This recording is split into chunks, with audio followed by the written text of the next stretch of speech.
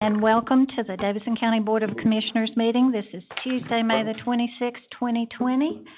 I'll call the meeting to order. And first of all, I might remind members that we're going to have roll call votes.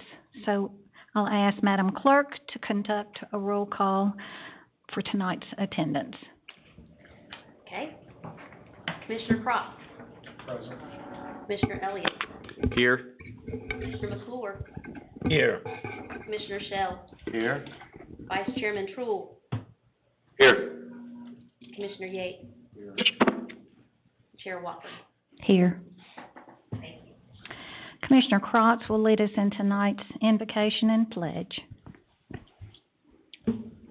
Lord God, we come to you tonight as a governing body over Davidson County, but we come to you in prayer for not only our little small piece of heaven here in the United States, but for our entire country and entire world.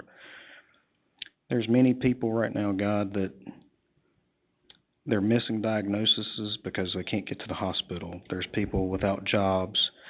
Luckily, things are starting to open back up, but God, please help those who need your guidance, your love, because it is through you all things are possible.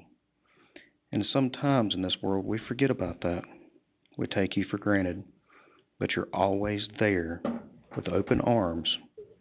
And God, we pray for those that need your guidance, and we pray for our entire country. In your name we pray. Amen.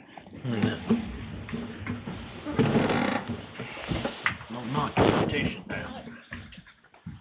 I pledge allegiance to the flag of the United States of America and to the republic for which it stands, one nation, under God, indivisible, with liberty and justice for all. I didn't know whether we were just supposed to squat down or... Got a confined space right here. Good evening, and I'd like to welcome our guests from the school board and the superintendents and their folks that work with them. Thank you all for coming, and our department heads and chairs, and Joel back there in the back. Thank you so much for being with us tonight. I'm going to call on Madam Clerk, who is going to do a special recognition tonight.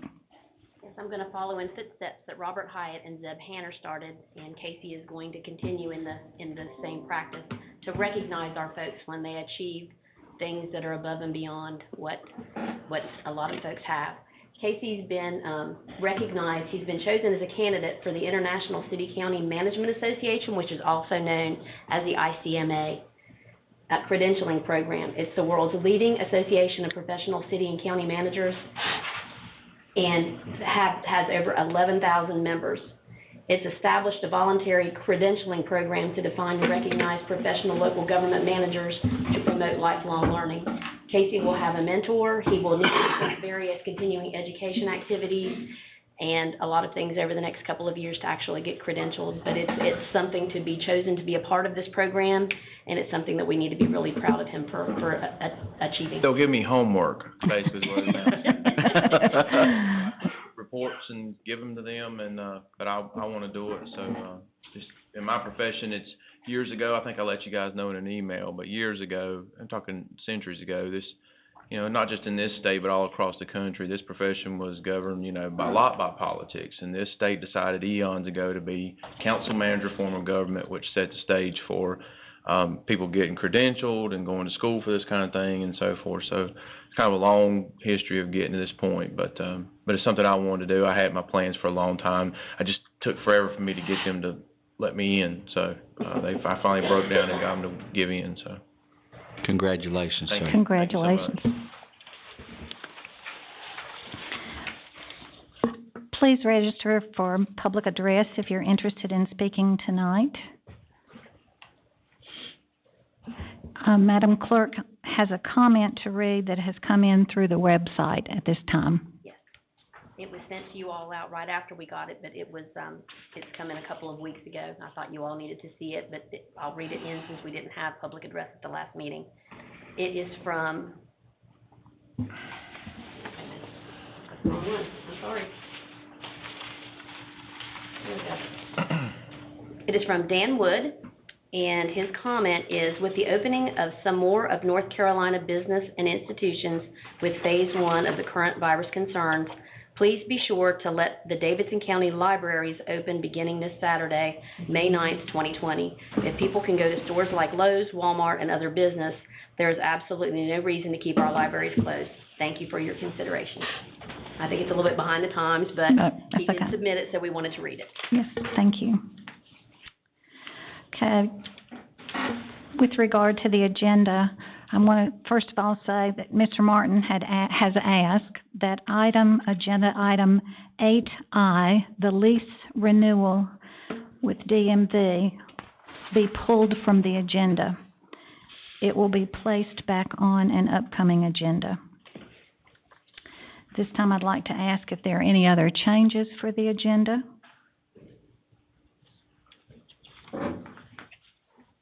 This is Fred McClure. I make a motion that we approve the agenda as amended.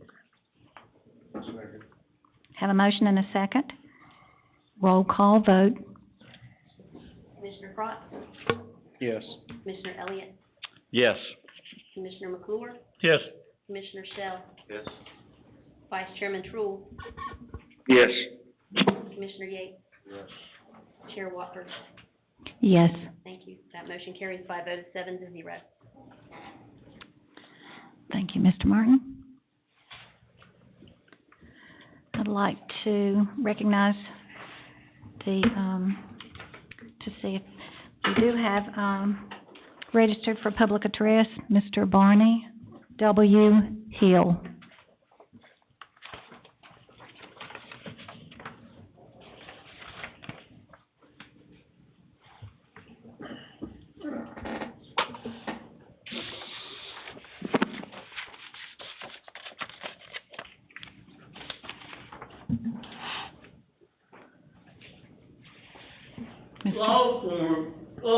Law firms were auditioning, were lining up to audition for you. They were eager to make it a crime for a private company to sell too much of its product. You were busy determining how many employees to hire to deal with the epidemic. The villain then was opioids. What a difference a year makes. You finally have recognized the wisdom. Sorry about that. This is the public hearing on the budget. Too many things going on tonight. Agenda item 9, Echo. I oppose the resolution. Those of us who oppose photo voter ID have always been told that we can avoid photo voter ID if we vote by mail. Are you capitalizing on the pandemic to restrict even that alternative? Agenda item 9, Charlotte. I oppose the resolution. A state of emergency can be as effective an instrument of tyranny for you as it is for the governments in Washington and Raleigh, of which you complain. I find it hilarious that you cite their tyrannies in support of your tyranny. Birds of a feather. Agenda item 9 Alpha. I oppose the resolution. At the meeting before the last meeting, I thought you were talking so much because you liked the sound of your own voices. At the last meeting, I liked the sound of your voices. I liked the sound of your voices because of what you were talking about. You were talking about posturing. I thought you had turned against it, but I was wrong.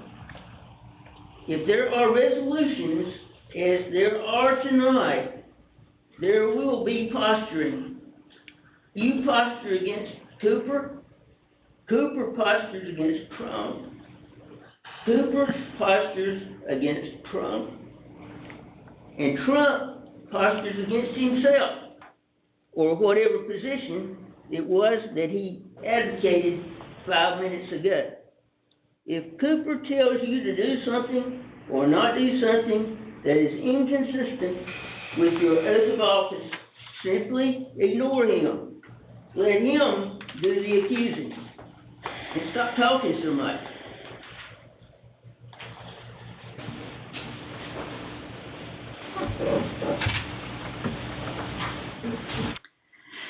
Okay, for public hearing, we have the proposed 2021 Davidson County budget. I declare the public hearing open.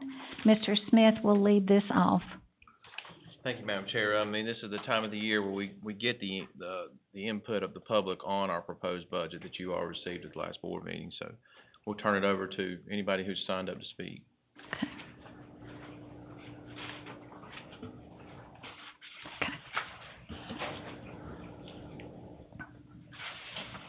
Good evening. I would like to begin by thanking each of you for your continued support of Davidson County Schools. As I'm sure you're aware, it's become more evident than ever before in recent months that the students of Davidson County rely on us so much more than solely for academics. And I'm very happy and proud of the way that our staff has responded to those needs. On behalf of our school district and our Board of Education, I want you to know how much your support means to the success of meeting the diverse needs of our students. I would also like to express our gratitude for the responsiveness that you've shown in recent years as we have come to you and had needs for facility upgrades, for new roofs, for repairs to our HVAC system, and I'm happy to report today that we're currently working on a new roof at North Davidson as well as paving the Stoner Thomas parking lot. So both of those things are in progress, and we certainly want to say how much we appreciate your responsiveness to our needs. We want you to know that we do rely on the funding you designate to us for these projects and countless others. As with all school districts, while we're grateful for the emergency funding provided by the state and federal governments, there's no doubt that we continue to have needs that we must utilize local funding for, such as continued increases in hospitalization, retirement matching, utility rate increases, maintenance and facility upgrades of 36 buildings, now more than ever, a dire need for an increased ratio in our school counselors, our school nurses, our social workers, as the social and emotional needs of our students are at a higher need than ever before. And unfortunately, we still do rank below the state and national standards in Davidson County for these ratios. Improvements in our athletic facilities that are not based on aesthetics but necessary for the safety of our student athletes, staff, and spectators, and instructional programming and support to continue the high standards that we have achieved as a district. Of course, this list is nowhere near exhaustive, and you know that, but it does highlight several key factors that we must adequately address in our budget.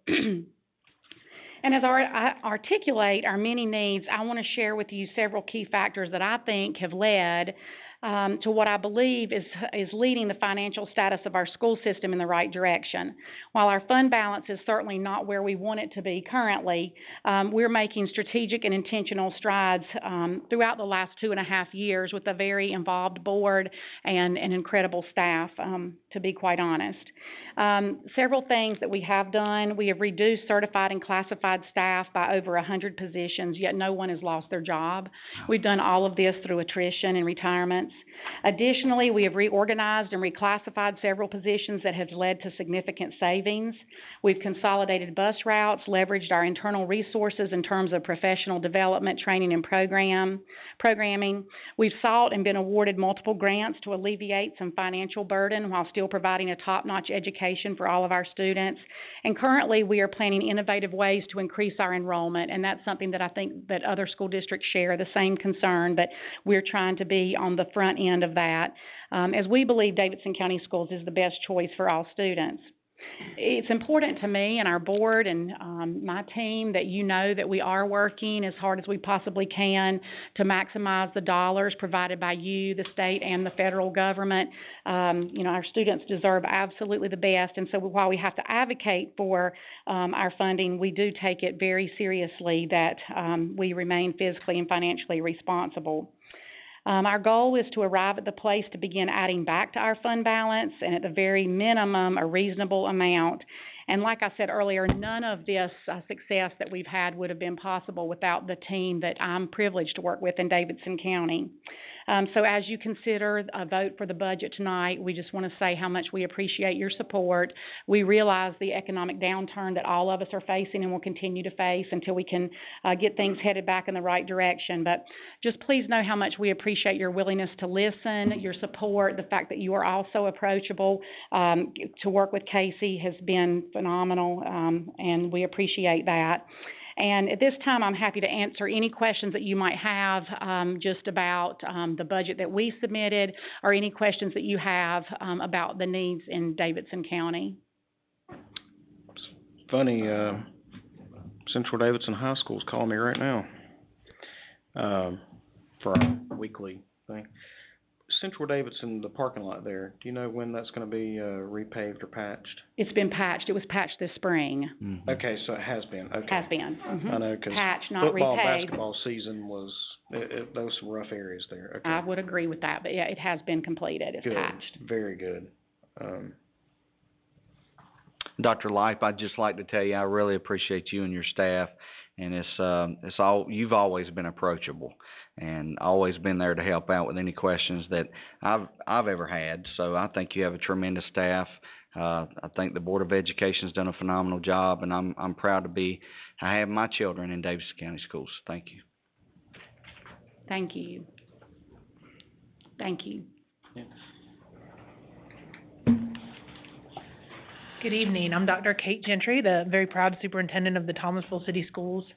First and foremost, on behalf of our Board of Education, our teachers, our students, our community in Thomasville, we thank you for your continuing support of our district, supporting all three of the districts as a whole, but also working with us individually. For example, one of the great things we were able to get rolling on March 11th was the addition of air conditioning to our gym facilities at the high school, and that was with a lot of work with Casey, so my hat's off to him for really helping support us as individual districts as well as working with us as a student body in the county as a whole. We know that we are in unprecedented times. We know that there's been much publicity about the influx of state and federal funds for the short term. My concern has to do a lot more with the long term, so I echo a lot of what my colleague Dr. Lipe said, maintaining our facilities, making sure those facilities are safe, and that we can meet the demands that are going to be in place for the cleaning of those facilities so that we can safely and appropriately bring students back in a timely fashion, meeting the academic needs of the students beyond the fact that many of our students were below grade level to begin with. 8 weeks of learning loss during remote learning has a great deal of concern for us, and the needs we will have to supplement their learning as we bring our students back in whatever form that takes. In addition, we understand and need to develop some of our own facilities. You may or may not know that the city of Thomasville owns the athletic facilities that we use. They, just like the county, are in a position not to fix those facilities. So long-term effects is trying to find those facilities for ourselves and build those facilities for ourselves and finding the support to do that. The originally proposed 2% increase was incredibly hopeful and would have allowed many advances for our students and our community. Obviously, we know that can't happen in the situation we're in currently. We would ask that you consider reviewing budgets, reviewing plans, reviewing your assets later on this fiscal year to see if the possibility could exist that could happen again. We do want to talk about all the good that our folks have been doing. As you know, our student body is right around 2,400 students. We are serving 7,000 meals every day. That's 3 times almost what our student body is. So we're not just feeding our students, we're feeding our town. And we too have done a lot of work Dr. Lipe talked about a fund balance. We have a fund deficit that has increased over 8 years, and we put a break on it 2 years ago and have continued to whittle away at that, hopefully reducing that deficit by half and getting us back in the black in the coming year. That's required an almost 10% reduction in our staff, which doesn't sound like a lot, but for a staff the size of ours, that's huge numbers. Most of it thankfully was done through attrition, but 8 positions did have to be riffed last year, and we anticipate similar cuts this year in an unfortunate economy. But it's what we need to do to get in a positive financial situation, and we are working diligently to do that. Thank you again. We appreciate your support, and please continue to look long-term for our 3 districts as you make your plans for the budget. And I'll answer any questions you have. You said 7,000 meals a day. Where's that funding coming from? We have every federal feeding program known to man available in Thomasville Breaking City even. schools. So we have a breakfast program, a lunch program. We also are the only district in the county with a supper feeding program and a fruit and vegetable program for our K-5 students. But, okay, let me reword that. Yeah. Of that program, how much of that is local dollars, or do you get it 100% It's all of it. reimbursed? It's almost 100% reimbursed from the federal Okay, government. almost, and then 100%. I mean, are we talking, like, how much local money are we talking, do you know? 100% reimbursed. Okay, all right, that's what, I just wanted to make sure that something didn't come up later about it. Okay, thank you. And thank you for what you're doing. What is your fund balance, may I ask? We hope that as of our audit, it will be a negative $300,000. Previously negative $700,000. Okay. How was that money made up? Pretty significant cuts, but also a lot of cost savings. We're saving in electricity at the high school with the installation of LED lights, $1,600 a month. So savings have come from that, but it was mostly in some pretty significant cuts to personnel. Okay, thank you. Okay, did you borrow the money? I mean, did your account go in a hole that much? How, or is that just a cash fund? That's Cash a flow. cash fund, right? Okay, cash flow. Yeah. Yeah, 'cause I didn't think y'all could borrow that, so, okay, that's why I was asking. We had to borrow from my child nutrition program, I think, it was a way. Okay, all right, thank you. I just didn't know if it was like a loan, a note, okay. On those school lunches, does anybody qualify, or do you have a program by which you qualify? Because of the needs in the city of Thomasville as a whole, all of our students qualify. So it's called a community eligibility program. What about in the county? Yes, all of our students qualify. Anyone that's 18 years of age or younger qualify, Regardless of their economic status? regardless. And that doesn't do damage to the people who can't afford it, and only limits you as how many meals you can give? Honestly, there is no limit. And we've served over 500,000 meals, and we consider a meal a breakfast and a lunch. That's what we give the students each day. And we haven't spent any local dollars to support this.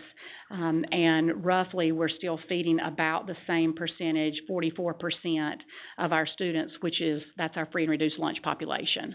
44%, holy cow. How does the feds pay for that? Is there a certain amount per meal, or is it just unlimited? I mean, you just turn them in a bill and they pay? We just account for the meals that we've served. So there's no limit. We've served 9,000 meals a few days, and we serve on average about 6,800 a day. We've also used this opportunity to provide learning materials for students as we're delivering on buses if students don't have transportation to school to pick up their remote learning packets. And so we've used it for other things as well.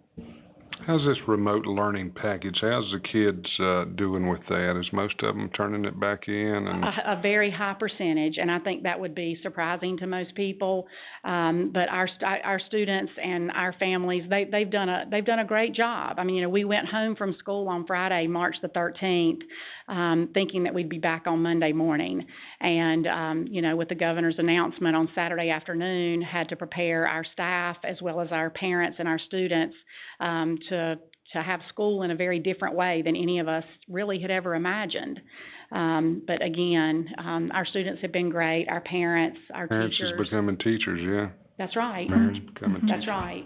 And it's been stressful. I'll be honest. I know the parents have had a tremendous amount of stress because they want their students to do well, and they're working, or perhaps their job situation has changed and they're not working. There's a lot of stress in the homes, and then this has been, school, fortunate for most of our students, is a very positive place, and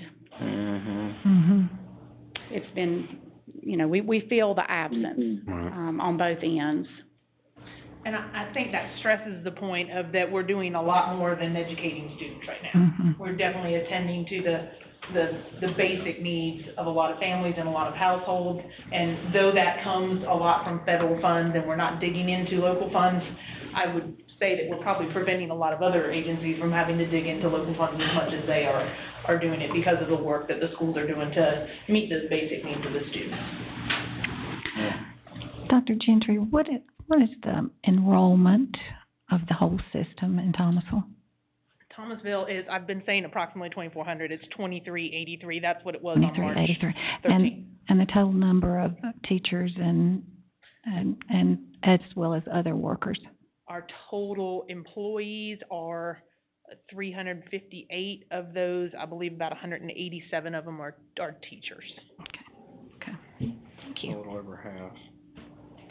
What, do you mind the same question for the county? Our number of students, It's like 19 something. we're 18,000 now, Okay. 18,300 around And there. your total employees? Total employees, we have upwards of 3,000, but certified about half of that. Okay, so it's about half. That's okay. All right. Dr. Gentry, I'd like to share the same sentiment that I did with Dr. Light. Really appreciate what you're doing for our kids in Davidson County, the city of Thomasville, and y'all having to change the game midstream. And it's been hard for teachers to learn how to do this, teaching and to reach the questions and everything. And y'all are doing a phenomenal job. So thank you. And I'm going to speak for Dr. Light because I know she feels the same way. Hats off to our teachers who really just. Somebody used the phrase Apollo 13 thing the other day, and I think that's right. They just kind of took really basic things that they had and made it work, and are trying to get to a safe landing, so to speak. Kudos. Yeah, absolutely. Thank you. Thank you both.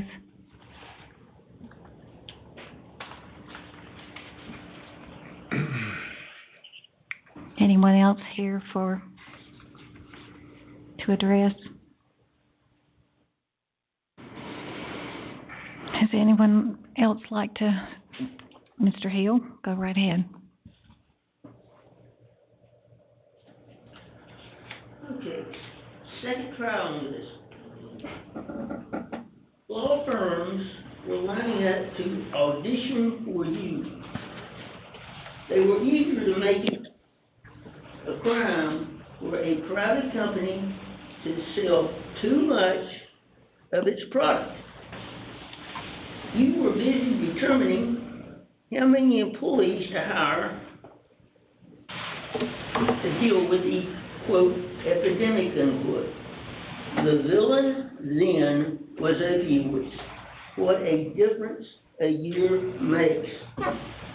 You finally have recognized the wisdom of freezing the total dollar amount of school current expense allocated to the 3 administrative units. How much more would you have saved if you had come to that conclusion a decade earlier? You continue to commit this county to transportation grants, even as government transportation, as we have known it, is coming to an end. The new budget does not set a price on doing the revaluation. There are approximately 25 departments in the general fund, depending on how you want to count them. Only the health director, the social services director and the inspections director describe their departments as, quote, mandated, unquote. The proceeds from the sale of the home health agency were retained so that the health director could buy more government.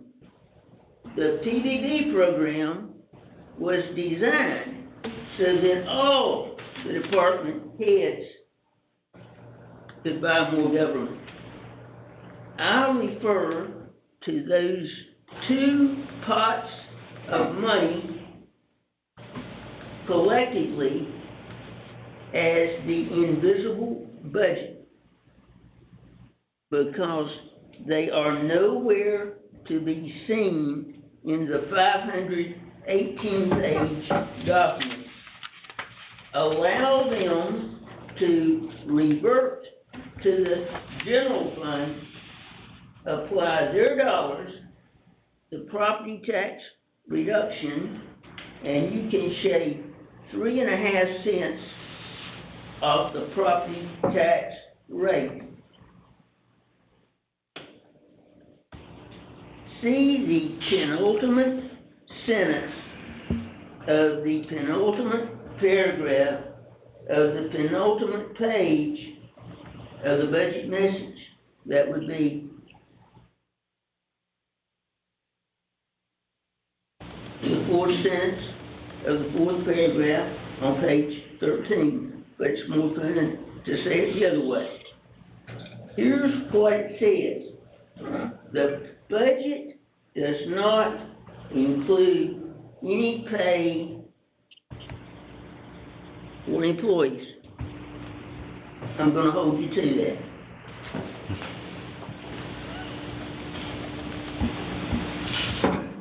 Is there anyone else that would like to speak with regards to the proposed budget? Okay. Declare the public hearing closed. May I have a motion and second to schedule a budget workshop for June the 4th. Motion made. Motion, I have a motion. Second. Have a second. All in favor, we'll do a roll call. Commissioner Crott? Yes. Commissioner Elliott? Yes. Commissioner McClure? Yes. Commissioner Shell? Yes. Vice Chairman Truitt? Yes. Commissioner Yates? Yes. Chair Watford? Yes. Thank you. That vote carries by a motion, or that motion carries by a vote of 7-0.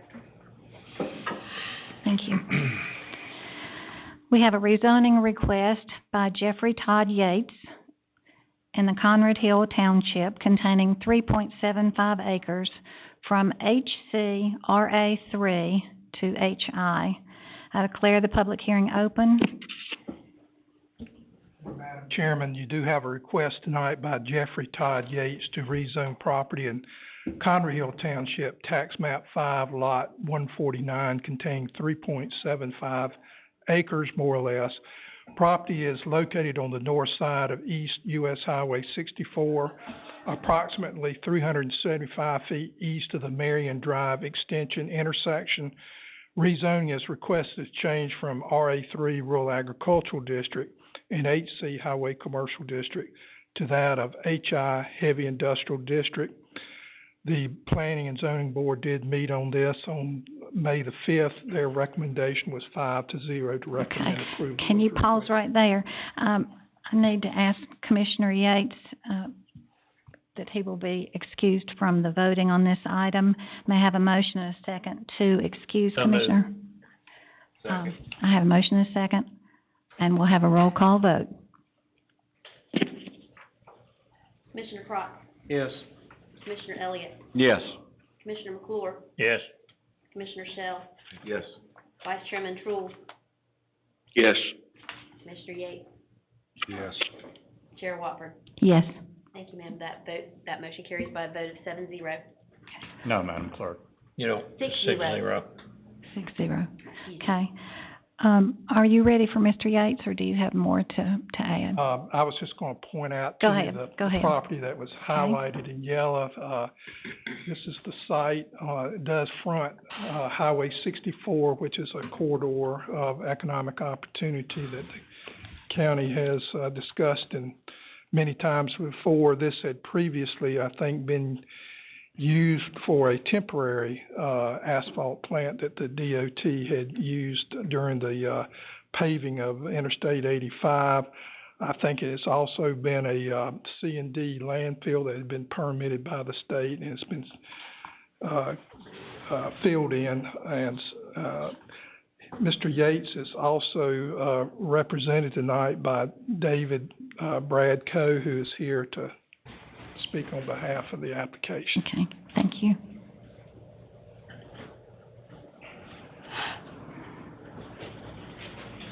Good evening. I'll be as brief as possible. Mr. Yates, unable to do this himself, obviously, for reasons which we all understand, asked me to speak for him this evening, and I'll be quite brief.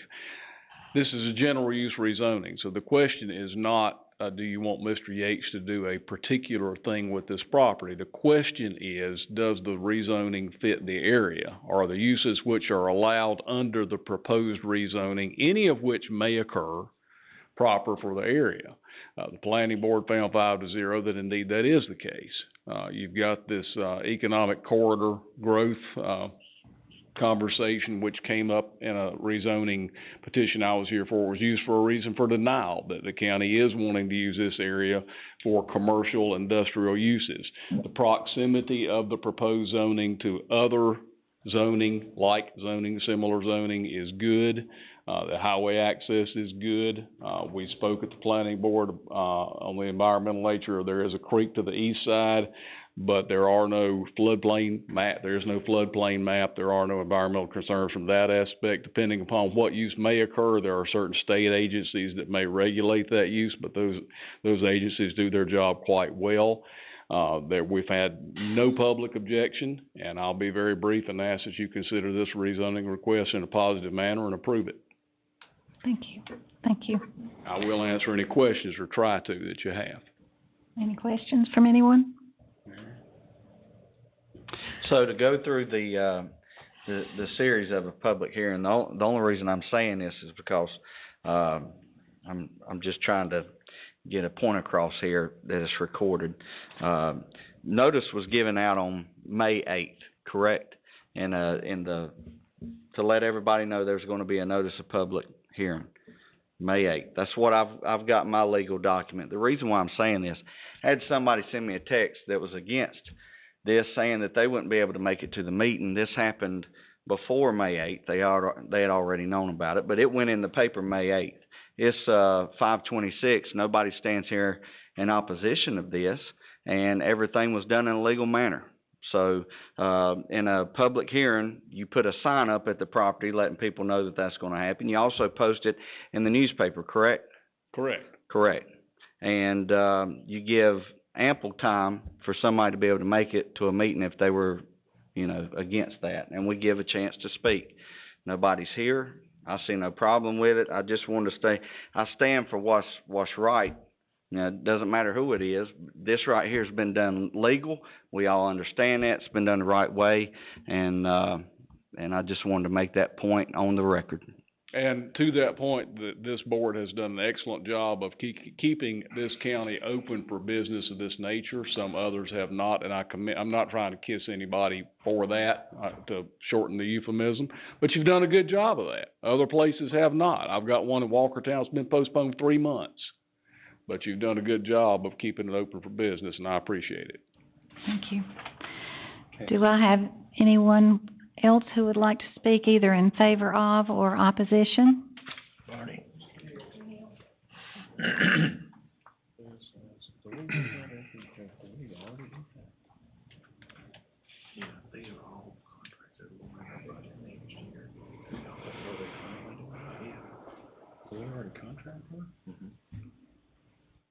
There is existing contiguous LI, and there is existing HI within hollering distance. The proposed asphalt plant use and the existing automobile graveyard use that will surround it are similarly intense. This area ceased to be pristine wilderness a long time ago. The strongest argument in favor of the request is that the subject property already was temporarily used for the proposed permanent purpose without deleterious effect. The planning board recommendation was unanimous. Your approval should be the same. Thank you, Mr. Hill. Mr. Coe, would you like to add anything else? No, ma'am. Okay. Mr. Cornman, would you repeat the staff recommendation for this request? Sure. Again, as I pointed out, Highway 64 is a corridor of economic opportunity, and this is where we would promote economic development to occur. This would hopefully bring some opportunity for jobs and revenue into the county. I would point out that it is contiguous to limited industrial, which is just to the west of the property.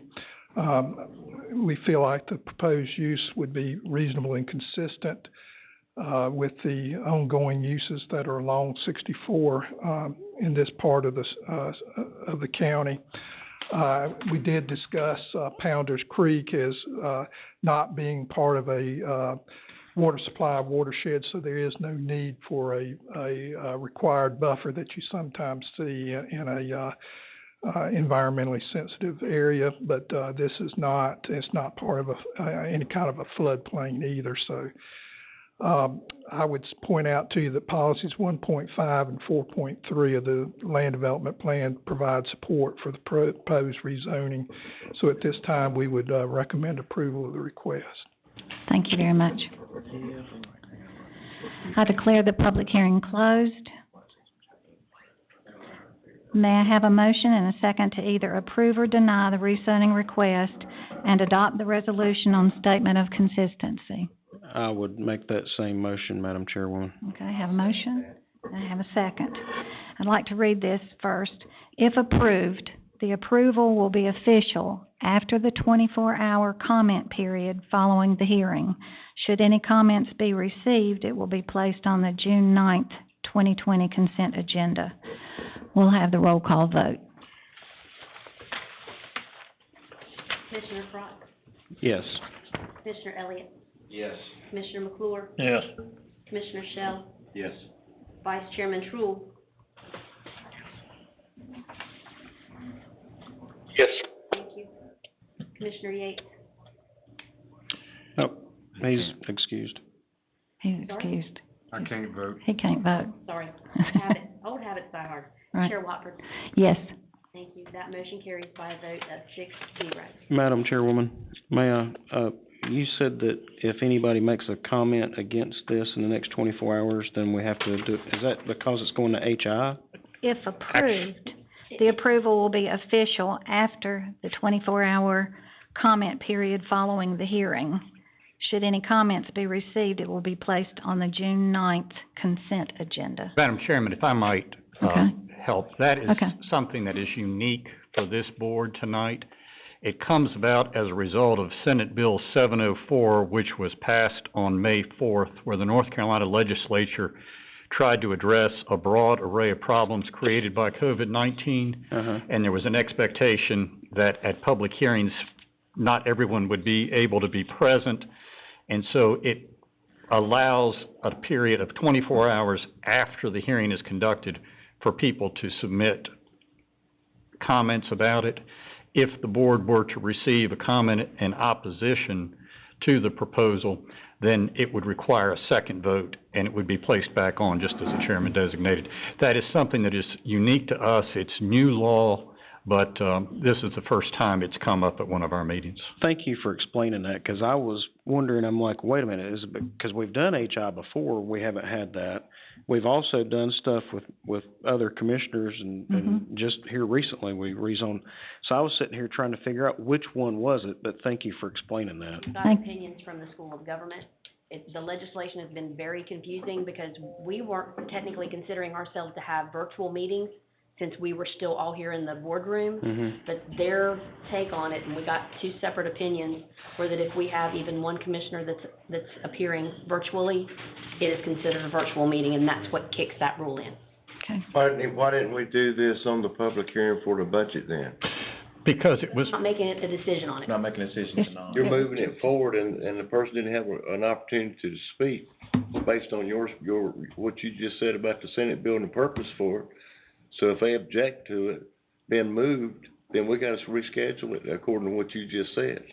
that's not the way Works for us sometime and sometime it don't. Well, the budget, It's either law or it's not. well, the budget hearing, you guys are scheduling a budget workshop so there can be more public comment.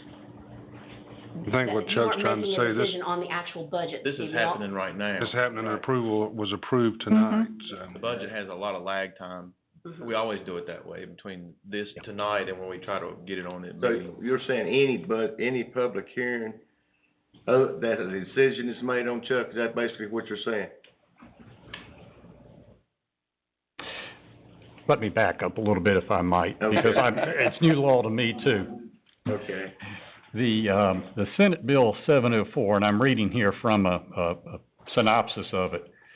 It says that it authorizes local governments to conduct remote meetings during declarations of emergency. And it allows these meetings to occur remotely, as our meeting is tonight, even though the majority of the board is here, provided the public body allows for written comments on the subject of the public hearing up to 24 hours after the close of the hearing. And so what that does as a practical matter is to leave a citizen's right to participate in the hearing open for a 24-hour period. Now, this creates some issues, just as you're noting here, Commissioner Shale, because I don't know that the legislature really anticipated what this was going to do as a practical matter. Right. What we're hearing from the folks at the School of Government and the North Carolina Association of County Commissioners is that you can do this one of two ways. You can either come back for a second vote or for a vote at a subsequent meeting, or as we are attempting to do tonight, to say that we'll go ahead and vote tonight, but in the event that there were to be a negative comment submitted, then we'd have to come back for a second meeting. It seems the clerk polled other counties around the state to see what they had done, and it seems like the majority of the counties are doing what we're doing tonight, and that is to say we'll go ahead and vote on it, and in the unlikely event there's a negative comment, we'll come back and vote again. Yeah, I agree. I think that's the best option. I just couldn't quite understand how. Well, it doesn't make a lot of sense. I think they were attempting to fashion a remedy to the problem that's created by remote hearings, but in doing so, created some other challenges that may not have been expected. When did you say this Senate bill was, If I'm reading this correctly, it was passed on, May 4th. May 4th? Yes, sir. Thank you. Chairman, if I may, Yes. you said if we got negative comments within 24 hours, it would come back on the consent agenda. Yes, on the consent agenda. That would require one of you to make a motion to remove it from the consent Right. agenda in order to have a Right. public hearing. Exactly. Okay, just point of clarification for myself. Okay, There would be no further public hearing. It would just be. okay, it would simply be on the consent I mean, agenda. you can You either pull folks it- would see the comments We and would vote see it, again. yeah, Okay. yeah. They could either pull it for additional discussion and vote, or they could just let it ride on the. So there is no further public hearing opportunity. That's clarification for me and any that might be watching us on. Yeah. Thank you. Thank you. much. Chuck, has this been signed in the? Yes, sir. It has, okay. Yes, sir. As I knew read you said it passed the vote on May the 4th. I didn't know if it had been signed yet. yes. And it was I'll be glad, excuse me, sir. Oh, go ahead, I'm sorry. I'll be glad to forward a copy of this to the members of the board. It creates a couple of challenges. The more difficult challenges are gonna be when we conduct a quasi-judicial hearing. But you don't have to do this if you don't have remote, If you're not conducting a remote. We're not conducting. Here, it'd be like a normal meeting. Yes. Todd's gonna have to come in. And that's the part we did have to get with He's school ready. government on, what define remote for us? Does that mean one person out, majority, you know, those kinds of questions, so. and it was defined as what we're doing it, One and, yeah, that's it, that's all it takes. but they can be excused or out, that don't matter, it's just somebody's doing the meeting remote. public hearing and getting back. It wasn't an excuse for me. Okay, we're on item number 8, our consent agenda. Are there any items to remove from the consent agenda for discussion? Madam Chair, Yes. for clarification only, I'd like to pull item 8J, M, N, L, Q, and S, as is all related topics for the DSS. Michelle, could you repeat that? Uh, J, Uh-huh, M, okay, N, okay, L, okay, Q, and S. yeah, okay. Wow. May I have a motion to second and approve the consent agenda? So move. Have a motion and a second. Roll call vote? Commissioner Crott? Yes. Commissioner Elliott? Yes. Commissioner McClure? Yes. Commissioner Shell? Yes. Vice Chairman Truill? Yes. Thank you. Commissioner Yates? Yes. Chair Watford? Yes. That motion carries by a vote of 7-0. Mr. Shell? Madam Chair, the reason I pulled J, M, and N specifically is, I'd like a little bit of clarification. Is this something that we've done every year, or is this something new? And I can help that. Patricia Baker's here as well, if you need to talk about some of the individual contracts. We are getting all county contracts running through Laserfish. You're gonna see, these just happen to pile up because these are contracts to get renewed starting next fiscal year. But you're gonna see more type of contracts from public health, DSS on the agendas, because we're moving them all through.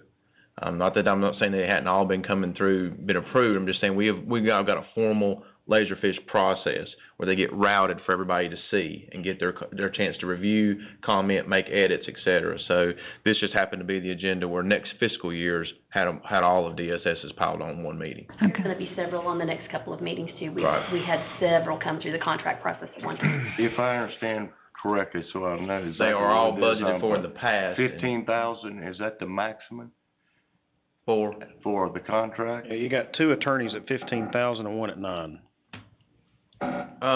for the process, for the threshold to get them into the contract queue, what was the number? I don't think it's a number. I think what they're asking is what we paid them in. That's a max amount. I know that, Linwood Bunce has been doing this type of work for DSS for many years, and Holly Gross has as well. Actually, there are 2 types of different services if we're looking at the attorney's contracts. The services that are listed under J and M have to do with obtaining placement for children that are done through guardianship types of petitions, and they're transferred in a civil action in an effort to have those matters resolved with family members outside of the juvenile court abuse, neglect, and dependency process. Attorney Bunce has done those matters for us for years, and it's my perception with Linwood that he was looking to cut back a little bit on this, and the contract was entered also with Attorney Shelby Chase for those matters. The matters beside subject in there with Attorney Holly Gross, that is to provide assistance to our staff in filing termination of parental rights cases. Holly has helped us out on some matters over the years where we've had conflicts. She is an attorney in private practice, but she is also the attorney for the Davie County Department of Social Services.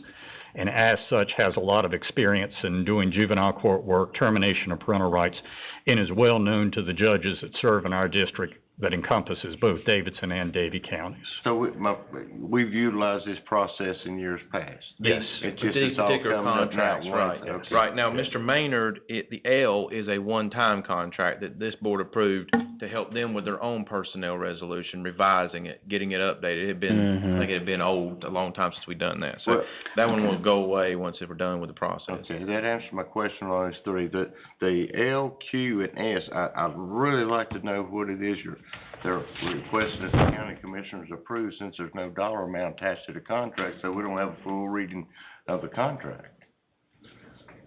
L, I can get you for sure here, because we approved a budget to set for this gentleman to do the revising of their personnel resolution. I don't doubt that. What I'm just saying, based on what we've got, there's no dollar figure there.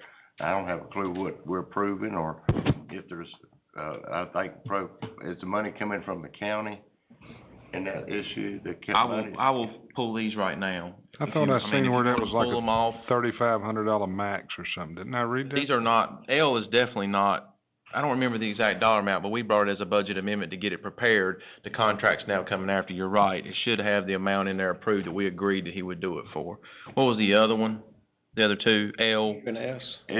Q and S. Yes. I'm sorry. So, Greg Maynard, we did engage him as a county to do the personnel resolution, but this fiscal year, we engaged him to do personnel training for our supervisors so that they would understand their obligations to hold staff accountable and to understand the disciplinary process, coaching, et cetera. And we will continue to engage him, or our hope is that we would continue to engage him next year, and I believe we had set an amount of about $3,000 for him to do a few training sessions for supervisors and upper leadership. So that's what Drake is about. So you're seeing production in which a decision you made as far as retaining him for that service? Well, yes, and Okay. I have used him in my prior county and worked with him over the years. He's a consultant that when we have personnel issues that involve the Office of State Human Resources, he's a person to go to keep us out of a lawsuit or anything like that. So, And Trish, while you're there, Q, it just Q, P, and R, aren't those for case management services ad hoc as they need them? yes, And Q they is, and they will we- actually be paying DSS. DSS doesn't pay them. Q, yes, and then R, Novant is a drug screen contract, I believe. We're paying them for drug screens for our child welfare, clients. S, Hope for the Future, they manage our wards who are at the most complex needs, and we pay them a case management rate that is 75% federal and 25% county. We do get a reimbursement back on that, but that saves us staff time. Otherwise, we would have to add more staff because we have so many wards and they have dementia and very complex needs. So Hope for the Future is taking on a caseload for us, and they already have, and we're increasing that a little bit this year by about 10 individuals, I believe. Now, they're out of Asheville, is that correct?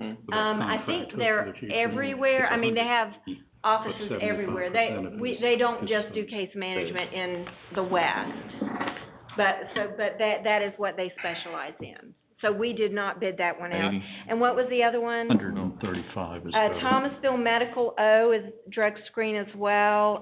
Wake Forest P, they're paying us for having a worker there. Okay. But that's an agreement we wanted y'all to see. But Okay. they're paying us the county salary of that employee. And that was for O as well, right? O is drug screens. I thought you said R was drug screens. R is. So I we have I think O was the same thing. They were the case management services. It was for Thomasville Medical Center, Wake Forest Baptist Medical Center, and Davidson Medical Ministries for the case management services. Yes, I'm sorry. We on have those three. too many medical centers. I'm sorry, yes. I think that's it No on money this is with one. Q. No money is with And you heard about the attorney's service. Linwood and I do not know these, but Linwood and Shelby Chase, well, they're actually helping us keep kids out of foster care, so it does save the county money. And Holly Gross helps us move the children to permanents, we're terminating parental rights because our attorneys are overwhelmed. Sherry and Danielle are very overwhelmed, so they support our staff as well to help. If we send somebody to, Hope for the Future, what do we have in place that which tracks that individual, find out what kind of services they're receiving through that organization? Yes, there's an agreement. They have to maintain contact with them, monthly contact. There are things that the state requires, and so we know that we've been using them. I do not know how long we've had this in place, but this is not a new contract. Nothing on this list is new except Drake we used this fiscal year for the first time. What DSS has not done in the past is sent all of our contracts through the Board of Commissioners for approval, but we're doing that this year. So that's a new process I've implemented, and I think that's best practice from an attorney perspective. It is. Other than the dollar amount, I think it answered my question. I just wasn't familiar, wanted to find out a little something. Okay. Okay, thank you. So these will be yearly contracts? Yeah, yes. Yearly contracts? Some of them, you know, Mr. Maynard may come and go based upon the demand for the service. Real quick, because Chuck found them in the contract here.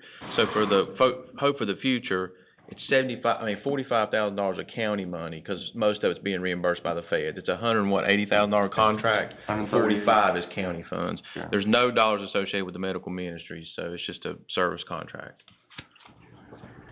And then 3,500. And 3,500 is the limit on Mr. Maynard. Okay. And I think, am I hearing you right, Commissioner Shell, what you're asking is if Trish there or somebody in the organization is following up with patients to see if they're getting Exactly. the results that they I've got personal should. experience with that, and it's not happening. I'm sorry. I've got personal experience with that, and it's not happening. With Hope for the Future? Yes. Well, I have not heard that. And it does seem like, just as a point, okay, and there may be reasons I'm not unfamiliar with, it does seem like that we could contract with a closer agency where parents or siblings or friends or whoever doesn't have to travel from one end of the state to the other to make a visitation. That it seemed like they'd get a lot more visiting if that were to happen. So I can tell you, I don't know individual situations, but placement is very limited, and sometimes the needs of the person are such that we take the bed that we can get. And it may How long, be what kind of period of time are you talking about? well, What, I don't 6 know. months, 2 years? We try not to move adults around, so if they get a bed, then they usually stay there because of the facility that they're in. And now, I don't know a specific case, but if you want to talk about a specific case, we can. If I were to ask you if one of the people you send to this organization and had a medical emergency and was taken to the hospital, and because that person was taken to the hospital, was kicked out of the facility, and all his stuff was lost or stolen, never gotten back, and nobody seemed to care, would that concern you? Yes. And I have not heard And that. nobody who initially took control of them knows anything about this. Here, that's not acceptable. No, And it we shouldn't be should have acceptable to the oversight. people out here in the communities. And And I I don't want to get off on no tangent, because I think you know how I feel about I do, certain things. and you have 2 board members here. I have not heard this before, so I've heard only good things about this organization. So, and I have not used them in the past, so this is good information for me to have. And I think it should be standard practice, anybody we contract with, We that, do, that we follow up and make sure Right. our citizens are getting. No, I agree. And I know your hands are full, and I do know that. I do know that. Well, but I will take that as a to-do to investigate. If Thank you'll send me the name, I would love that as well. Okay. Thank you. Thank you all for that information. Commissioner Shell and I were talking in between about these questions, so, you know, it's clear to me now, and if there was anything you didn't understand, I appreciate it. And since we've got so many coming on within the next couple of weeks, I'll make sure that the money amount is listed with all of them. Okay. I may have think to do that's good. some homework on them, because some of them didn't have money attached to them, so. Right. We'll do Approve them now. some due diligence. Madam Chair, I make a motion that we approve the items that were pulled from the agenda. I'll Okay. second. Have a motion and a second. Roll call, please. Commissioner Crott? Yes. Commissioner Elliott? Yes. Commissioner McClure? Yes. Commissioner Shell? Yes. Vice Chairman Truul? Yes. Thank you. Commissioner Yates? Yes. Chair Watford. Yes. Thank you, ma'am. That motion carries by a vote of 7-0. Thank you. All right, we're at item number 9, deliberation. First is a resolution regarding the governor's power during COVID-19 state of emergency. Attorney Fry will lead this off. Madam Chair, members of the board, you may recall that at the last meeting on May 12th, Commissioner McClure expressed concerns about certain language which was contained within Executive Order 138. That language in the executive order stated that the governor had determined that local control of the emergency is insufficient to assure adequate protection of lives and property of North Carolinians, and that needed control could not be imposed locally. And Mr. McClure shared that the statements had been made without consideration of the circumstances of Davidson County and without having responded to the request from the board for local control of matters dictated by the several executive orders. During the board discussion on that date, Commissioner Crotts submitted a proposed resolution based on a resolution adopted by Beaufort County to limit the powers of the North Carolina governor. There was discussion by the board, and the board directed that I draft a resolution to do two things. One was to include the concerns voiced by Commissioner McClure that the governor had failed to respond to the requests for local control of matters dictated by the several executive orders, and two, to amend the language in the Beaufort County resolution. Based on those instructions, I drafted the proposed resolution that is before the board this evening. I'd respectfully tender it for your consideration. Thank you.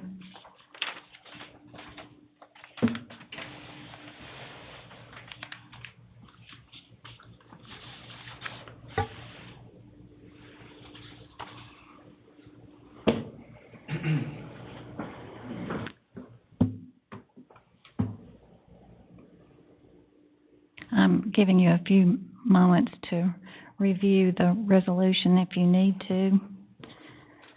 I would like to say one item really quickly, and I'm saying this with the utmost respect. Respect fellow Commissioner McClure, who wanted to publicly discuss the governor's failure to respond to the Davidson County Board with regard to governance. He also publicly stated he wasn't seeking to promote a resolution.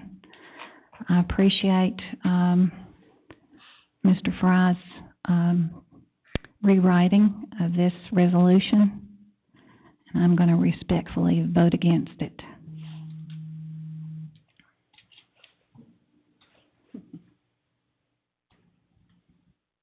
I make a motion to approve said resolution. I'll Okay. second that. I got a motion and a second. We'll have a roll call vote. Commissioner Crotts? Yes. Commissioner Elliott? Yes. Commissioner McClure? Yes.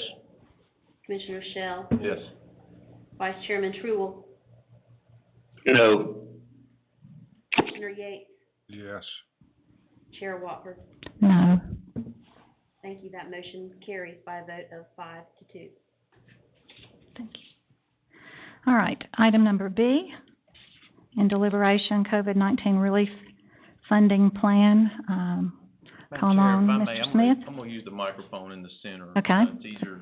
That's great. It's easier for us to look at you straight ahead.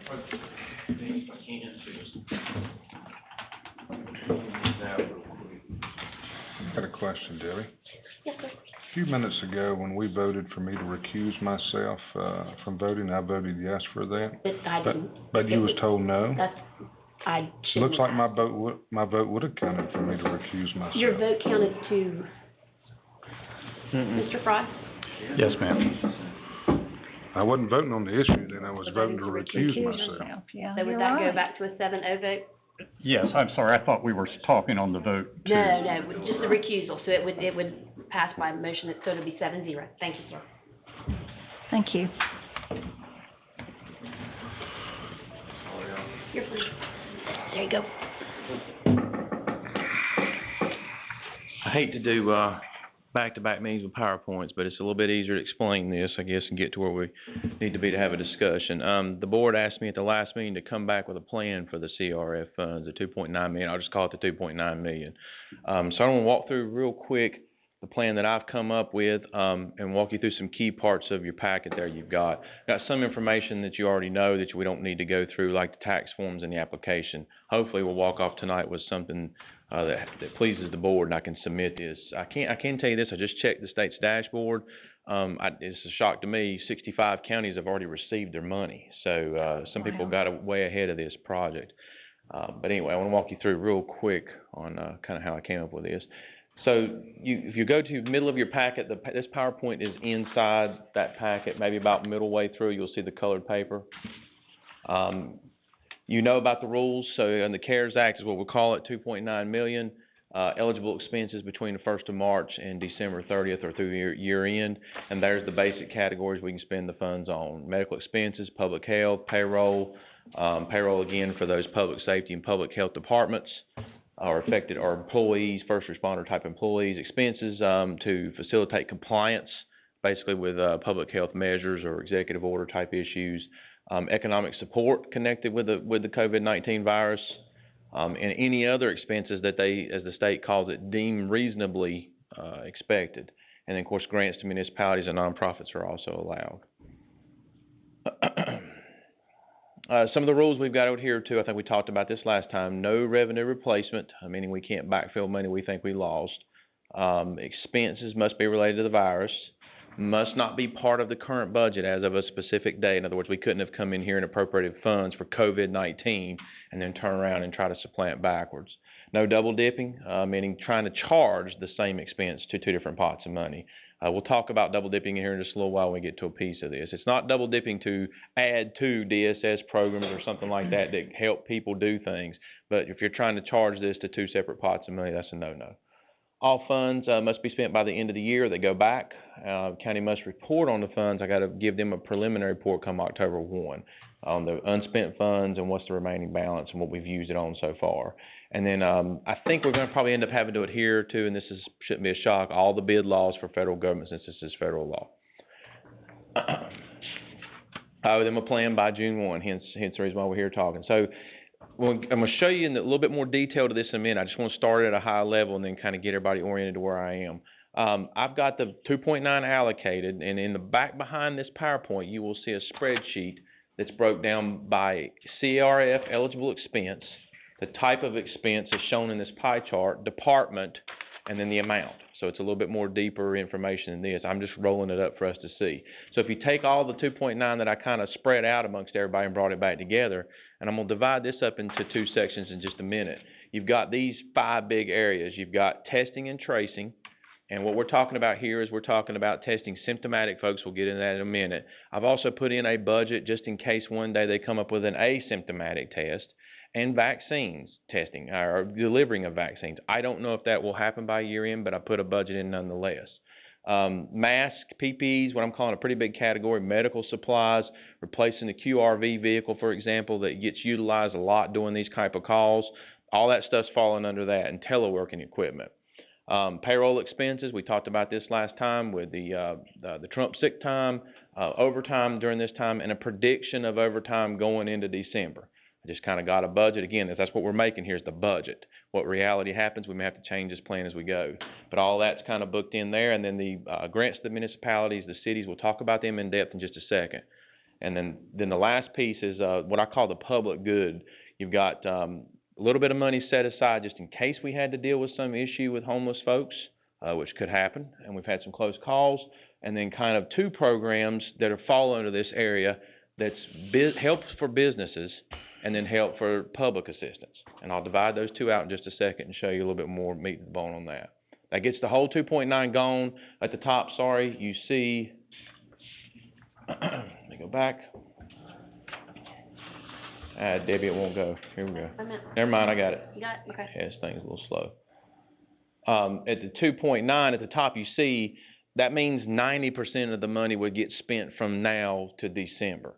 So we only accounted for the 10 going backwards, and I'll explain that in just a minute, a little bit deeper.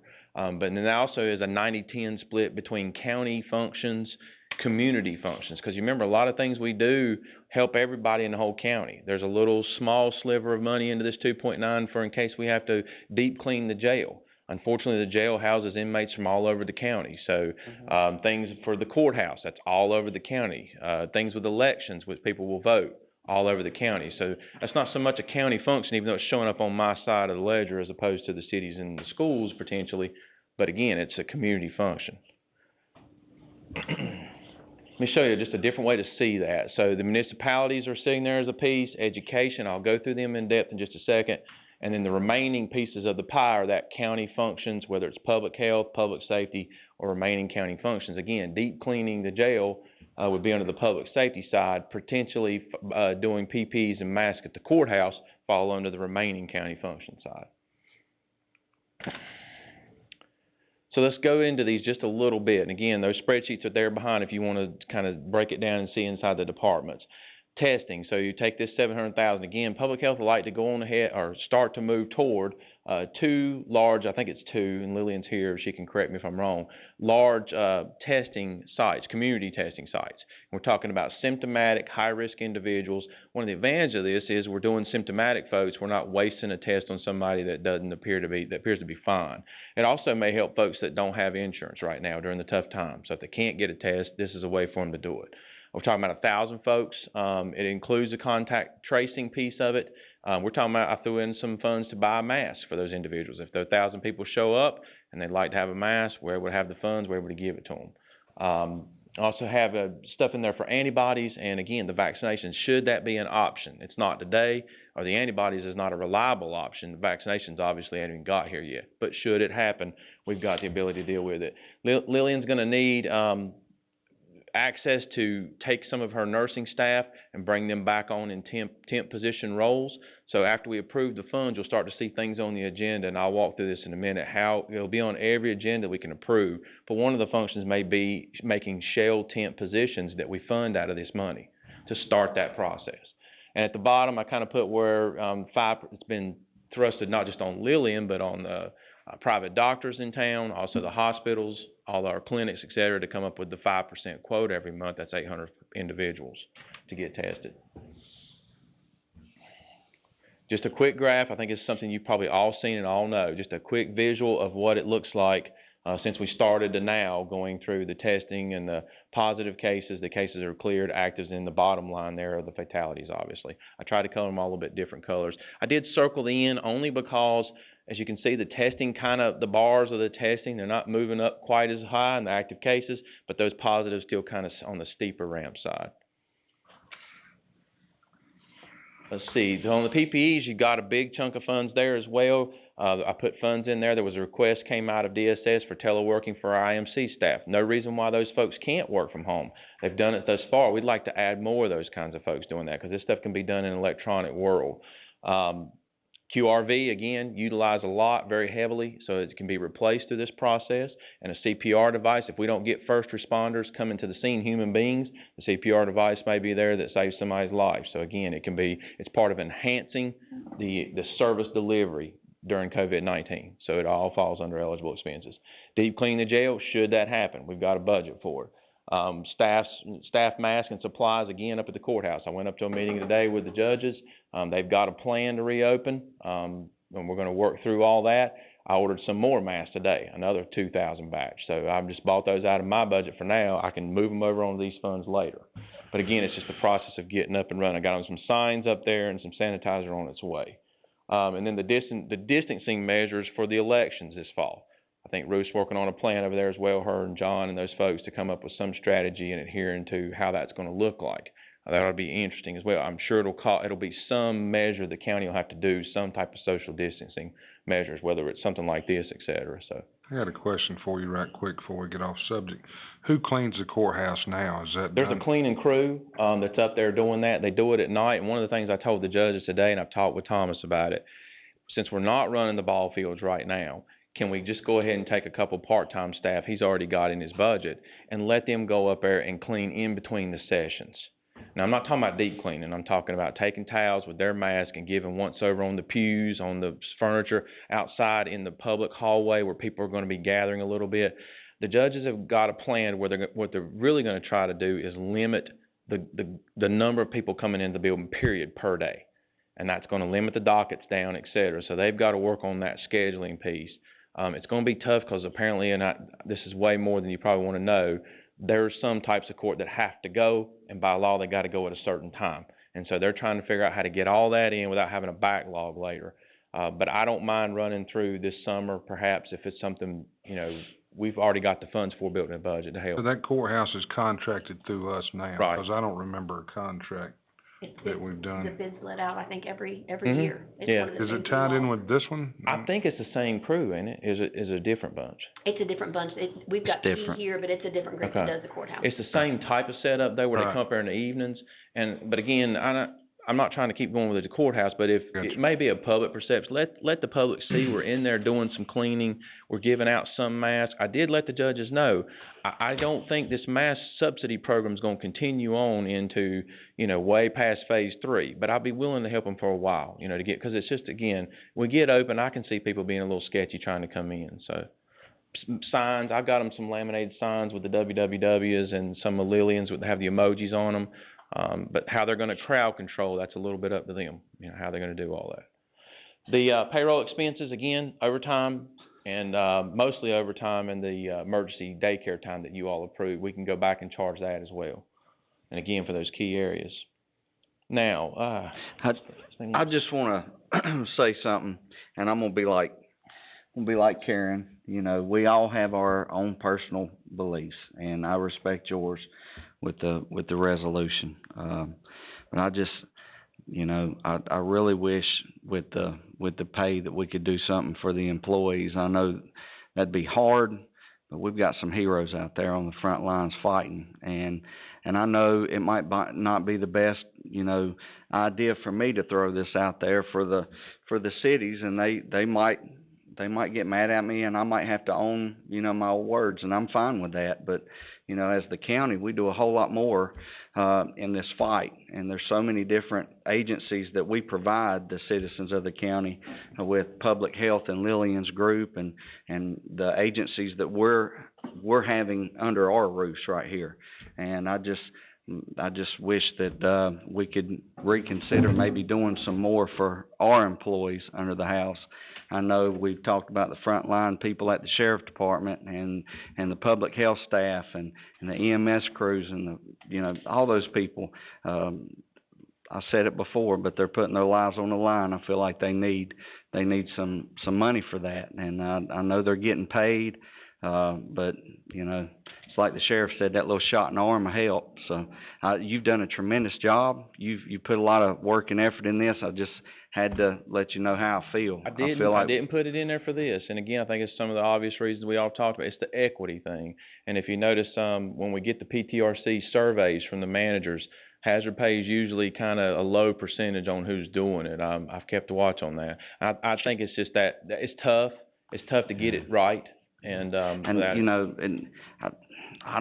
really, personally, I don't care who's doing it or not. I just feel that we should. And, I thank God for all of them going out there and putting their necks on the line for us. And if there's any way that we could do it, I wish we could find out a way to do it. And I know we had talked before about if federal money would have come down the pike. There's a way that we were all going to make it happen.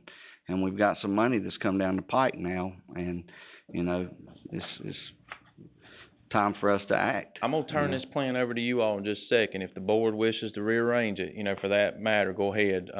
Let me get to the end of the schools and the cities piece, because that's a little bit of stuff to get through.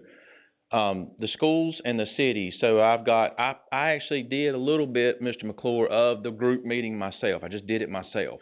So I talked to the cities. I sent them out some information and said, here, I need some information back from you. I did not hear from one. I spoke to Midway. They did not need any. They had not spent a dime on the funds, so they needed some masks. I shipped them some. So it really got down to these three cities here that actually submitted me back requests for funding. And what I asked them to do was give it to me in two parts: what you spent and what you want. And so the what you want piece, I'll go through that in just a second. But I kind of look back on the what you spent piece. And whoever submitted me something, whoever submitted me something at the end of the day, I took it all and kind of rolled it in the pot and see how much money I got left. But anyway, there's where I landed. And it's largely for the same things we did: PPEs, responding to mitigating the virus, et cetera. We've got agreements in the back of the packet for those 3 cities. We'll have to enter in with them because it is a clawback. With them, I don't have a problem doing straight up giving them the funds. They've already submitted to me the plan that they're going to do. I don't see any deviating from the plans. They're all well aware of the clawback provision. With the schools, a little bit interesting here, because these aren't capital items. We have to give it to them back in that per pupil. The law says you got to give them back in a pupil, and it's got to all equal. And so again, with the 3 of them submitting to me a dollar amount, the county schools come in at a certain amount.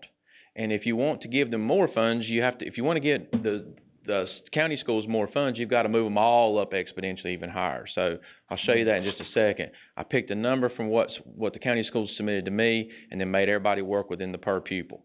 And then took the community college as well, who I asked them. I took the average of the 2 city schools and said that's about as good as I can be able to do. Because again, some of the requests were more funds than I had. There's also, I think it was brought up at the last meeting, there are the ability to go back and charge back directly to FEMA. And of course, the last local bill from the state, as Commissioner Elliott pointed out, did provide a direct appropriation to the school system. So I'm not saying that as a way to let everybody off the hook. I'm saying they do have a source of funds a little bit different than everybody else. This keeps the per pupil even, by the way, if we are able to do this. So here's what it looked like.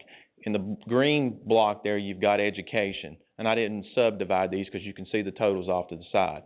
In the gray there, you've got the municipalities. So you can see what was requested just to cover costs from March to May, and then June to December, and the total, versus what the CRF allocation calls for. Remember, we talked about doing it per citizen, given the cities. Well, if Midway doesn't request funds, that throws a monkey wrench in that plan. So, we can't, or if somebody asks for less than the per citizen allocation calls for, then there you go. That kind of changes that plan. So the way we did it, we actually went to their expenses. Show me what you've spent March to May and what you think you need from June to December. And so we ended up with this list here. And as you can see, I circled at the bottom, the total request for the whole entire group here was $1.1 million. With the expenses from March to May being $500,000. The CRF allocation is just under $300,000. Doing it per pupil and paying for, again, you can see it at the bottom here, like for example, Thomasville. Thomasville asked for $127,000. Their per citizen allocation would have been $470,000. So that is only, and I'll flip to the next slide to give the answer away, that's only 27%. So Thomasville only asked for 27% of what they could have got per citizen. Well, to be fair, that means the other 2 cities get 27% as well. And so that lowered the amount. And I know that's not, that's the fairest way to allocate it, because if somebody doesn't ask for everything, you're not going to make them take the funds. But I know that's a disappointment for some other cities who may have spent on some legitimate items, eligible expenses. But again, 2.9 can only get sliced a certain way. It's just like making our budget here. I did want you to see, right, so you can see if you do that with the cities, 27%, it all comes back even to the right-hand side per citizen. It's all equal, nice and fair. And then at the bottom, you can see the breakdown of what I just said earlier. Community expenses versus the cities and the schools versus what I really call the county. So you can kind of see our portion of the pie. So instead of taking an average of 187%, 27 and 35.5, you just said, I'll give you the lowest. We picked the low bid, correct. Yeah, I got you. Because I'm not going to make the jurisdiction that's come in low take more funds. Okay. Especially when we've got community needs on the table. Now, I'm not saying at the end of this process, we may come up with some funds at the end of the plan. And if the cities need help, I encourage them to get with me or get with you all and let us know. But for now, I'm not going to overfund or underfund one to fix another. To me, that seemed to be the fairest way. We could do the average, but again, that's kind of why I thought would happen when we got away from the the per citizen sounded like a great idea until you started getting into reality of what have you actually spent, and then you see that's not going to work. It'll work for this one, but it won't work for this one. So, to me, this was fair. So, real quick, you really got the 2.9, and let me do it this way with my hands. If you're comfortable with the $300,000 allocation to the schools in the cities, let's move that off the table. What's left is the 2.6, and it's really in 3 different pots. If you can remember, just 3 pots. It's in the testing, it's in the equipment, the PPEs, and remember that's medical equipment, QRV, all those kinds of things. And then it's in 2 more areas, and this is the key one I think probably everybody's going to want to talk about. We've got this $1 million set aside for 2 assistance programs.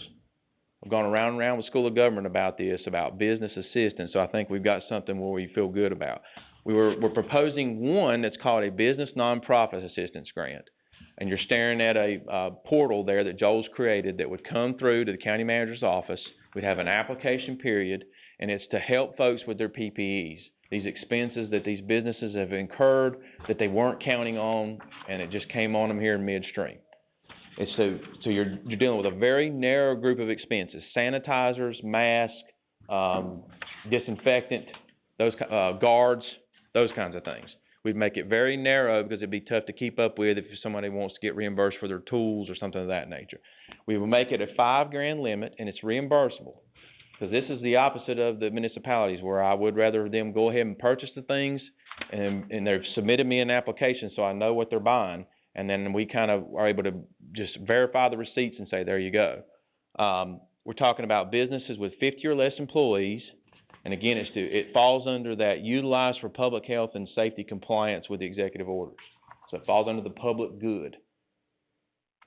If you take the $5,000 and divide into 500,000, obviously you could potentially affect 100 plus businesses. We got a couple more rules here for this program. So the applicant must give me a driver's license or some type of ID. They've got to show me good standing with the Secretary of State. They got to have proof that they paid their taxes. I can't give them these funds and then try to turn around and pay our county taxes with them. They got to give me a W-9 so I can actually pay them at some point in time. They can't have been debarred, as they call it, from doing contracts with federal, state, and local governments. How are you going to get proof of that? That is provable off a website. We can prove that in-house. Okay. I'm asking them for it, but if push comes to shove, I can do, I can't count the bullets here, but I can do the debarred, I can do the good standing. Okay. It's not difficult. Well, I know the good standing. And then the last one is they got to have been operating within 3 months in the county.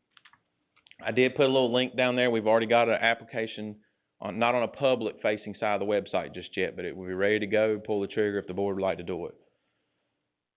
The second piece, so let me keep going with the business assistance here.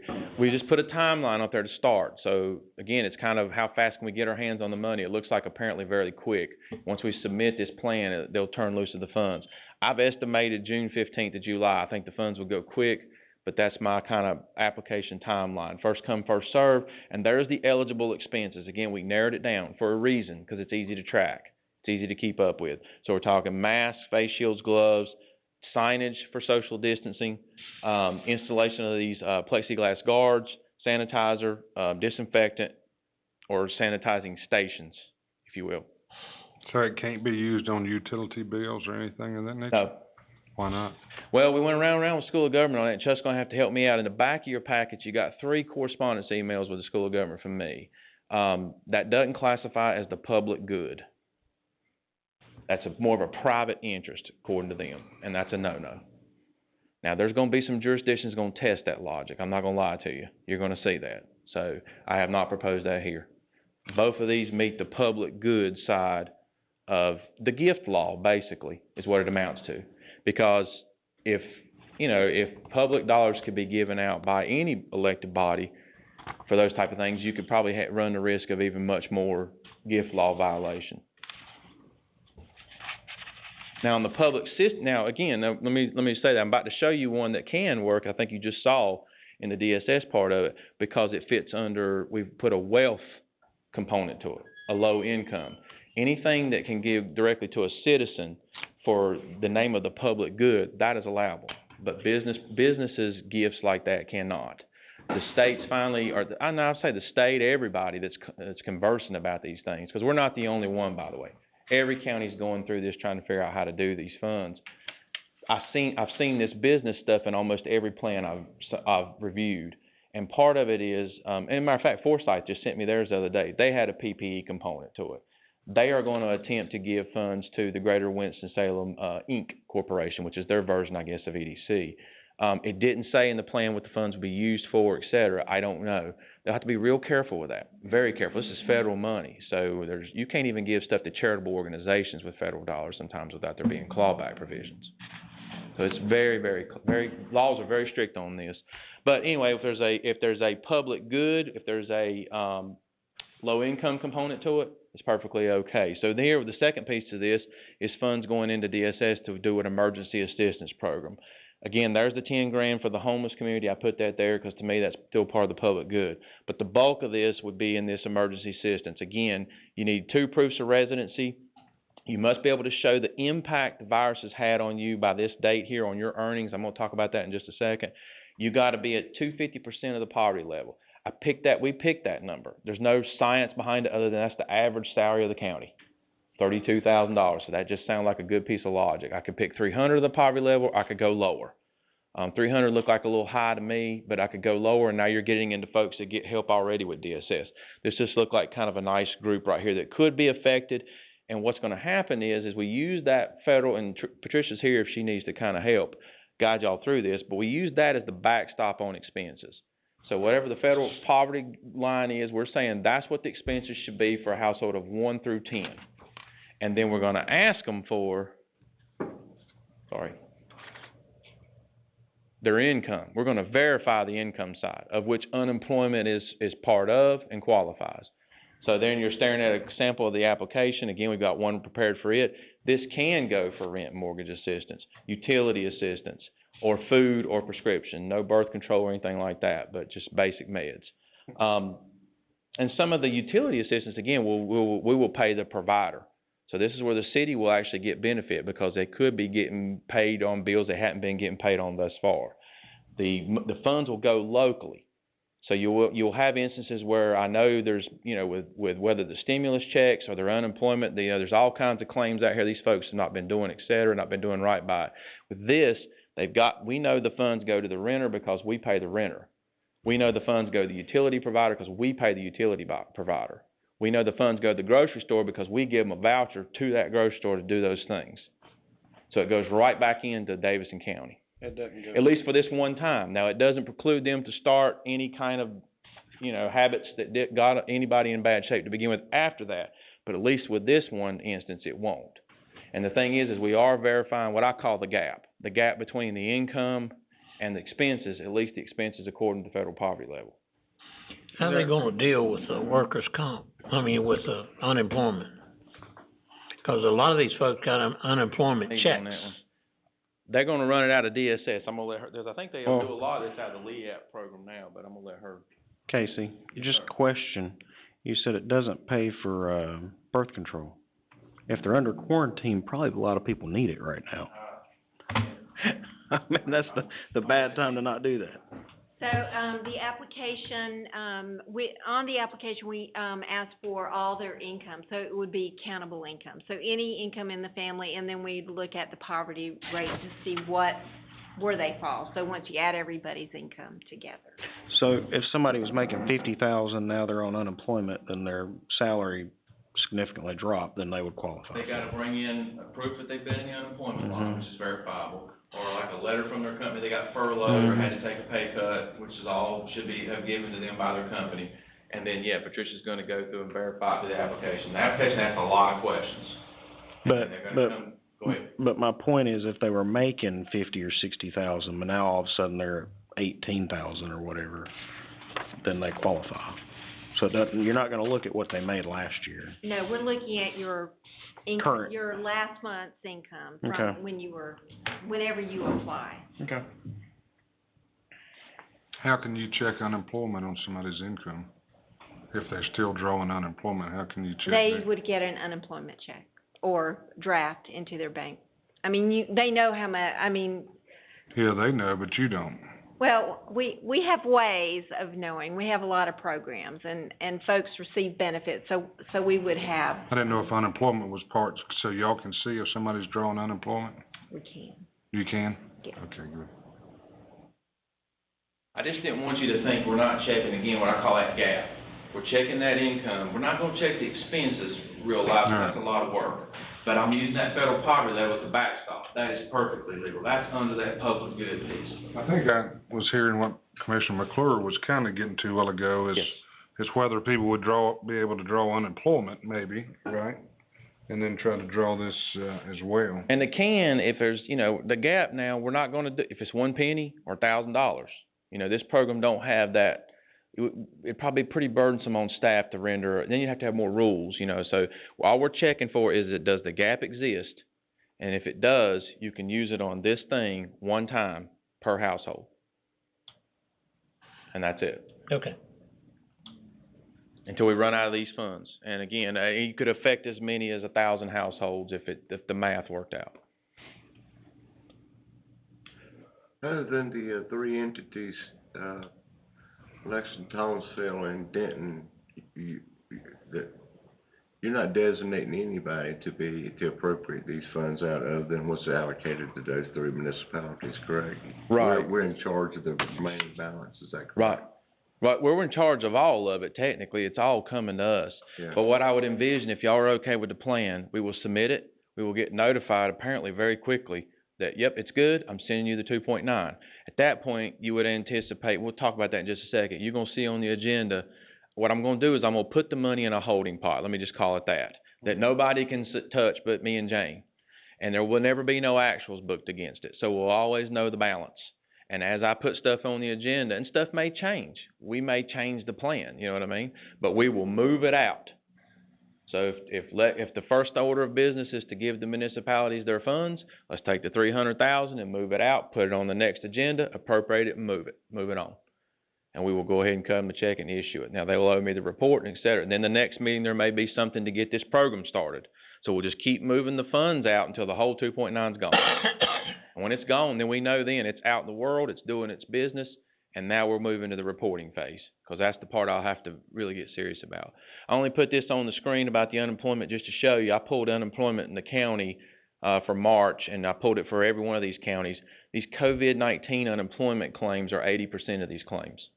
So out of our 5,000, that's 80%, and that was just slightly above average of this whole list of counties. I don't know what April's will look like. I'll continue to pull them. I think I sent you all a copy of, there's a dashboard out there of the state. They keep track of this stuff every month. Last slide. Oh, so where do we go from here? And we just talked about some of it. If we will submit the plan upon approval by the board, and we'll wait to hear the answer. We can do some marketing. We can do some stuff through YouTube. We can do stuff through our Facebook page. We can push those out to any type of media link we want to. Once the funds arrive, I estimate I put here mid-June. I don't even think it'll take that long. Apparently, they're issuing them out just like that. We will get it to the board to appropriate and start making our moves. Execute the plan, because that's what we're going to live off of right at first until it starts to morph around and change. We got changes that will come to you all and changes that we can get to the state as well. They'll have a process. And then we'll always know the balance. So we'll know on the agenda there's 2.7 left, there's 2.2 left, there's 1.9. And then those quarterly reports, we have to start getting pretty serious about in our office come this fall. That's my plan. That's the best I could come up with on this fast. That's a huge amount of work y'all went to come up with this too. Absolutely. Well, we gotta do it. Unfortunately, we ain't got a choice. And the thing to remember is this is not concrete. It's not. It's a changed. budget. It's a budget. And as you go along, if you find expenses in one area, it's not gonna be there, you can put them in another. That's correct. And we may find out the business program is a huge success and move funds out of the public assistance. We can move them around. We may find we don't have to do a deep cleaning in the jail. And the money I set aside for that, we'll be able to do. We'll know those answers as the year moves on. And that's why I said for the cities and the schools, if they continue to need assistance and help with us, I encourage them to come to us. I don't want to stop that process. When we may have ability to do something later. But for now, this was the best I could come up with. And you've expressed to the different municipalities that they're responsible for that bookkeeping. Yes, they all know that. And that's why I asked them for their basic plan up front. So I already know what they're planning to do with the funds. So it shouldn't be that difficult, basically, for them. Can you tell me the reasoning behind, and maybe there's a reason, bulk garbage collection equipment? Why that was a request that the city had, and you can see with their funds, they probably won't be able to pay themselves back for that. That is a piece of equipment they bought to pick up bulk furniture so the staff don't have to touch it. And would that fall under eligible expense? Probably. It would fall under that improvement of service, much like I'm doing with the QRV. It's just, as you can see, with their request, their total request added up to $700,000. I can't do that much. And again, if the per citizen strategy would have worked, if everybody kind of was in the same position in terms of their expenses, but they're not. And so I can't fix that problem as well. Commissioner Yates, the city manager had, we got an email, I think it was this morning, and she talked about they had bought a knuckle boom truck, so that way when people have their furniture or limbs or whatever sitting out, that their staff don't have to pick them up. So I guess Thomasville would need one, Denton would need one, everybody that picks up roadside. Again, I left it to them to submit to me what they wanted to give to me. Huh? Lowe's is cheaper. Yeah, I didn't get into dictating to them. Well, I get it, but do we owe Denton $175,000 if they want to go buy them a truck? I would say, again, they only asked for 10. I would do it off what they asked for. Maybe they didn't know they could go buy a truck, though, is my point. Well, I mean, I wouldn't get into that much micromanaging of this part of the problem. I would let them deal with, they asked me for the funds. If we have funds later and they think they need a truck. Well, but I just don't want their, maybe not knowing, penalize them. So, see, that's where I'm a little bit different. Evidently, city election knows they can write that off as an expense, where maybe the city of Denton don't, or the city of Thomasville. Well, then the way to fix that is put it back out and ask them, take funds from one of these other programs and move it over back to the cities. Mm-hmm. We'll discuss that in a minute. What about, one of my questions is, I see you're gonna do testing in two spots. Is that at a health? I think so. Lillian's here. I think that was part of our preliminary discussions. Lillian, you here? I think she was looking at both cities, perhaps. Is that something at the health department? Is that where it's being These would be planned? for us, yes. For us, but I'm saying at the health departments, or are we gonna have remote locations? I think the idea was to have locations. Lillian, your testing budget, did you not have for 2 locations? Yes, sir. Good evening, y'all. Nice to see everybody. We are going to try to see a need. We've already worked with the community college and spoken with them about the possibility of using their site. I don't have to tell y'all how easy it is to get in and out of there. So that's one place, but there are a lot of people that are far-reaching that maybe couldn't get to that location. And because we are only testing symptomatic people right now, even if we're doing mass testing, we may need to be moving around to get to those symptomatic people. Do you have a lot of requests for testing? Not quite yet. No, sir. So today we had, we rolled out our, and I was going to tell you a little bit more about this later, but I'll just briefly say that. We're doing a mass testing, meaning everybody comes to us and we set up everything outside and we roll them through. We strategically planned it for this Friday as paired with the phased reopening and after a holiday weekend. And so far we have 4 people. But we're telling folks they need to be symptomatic because the data we're seeing from other testing sites, y'all, people aren't testing positive. So PPE is very difficult to get. Our staff time is very valuable.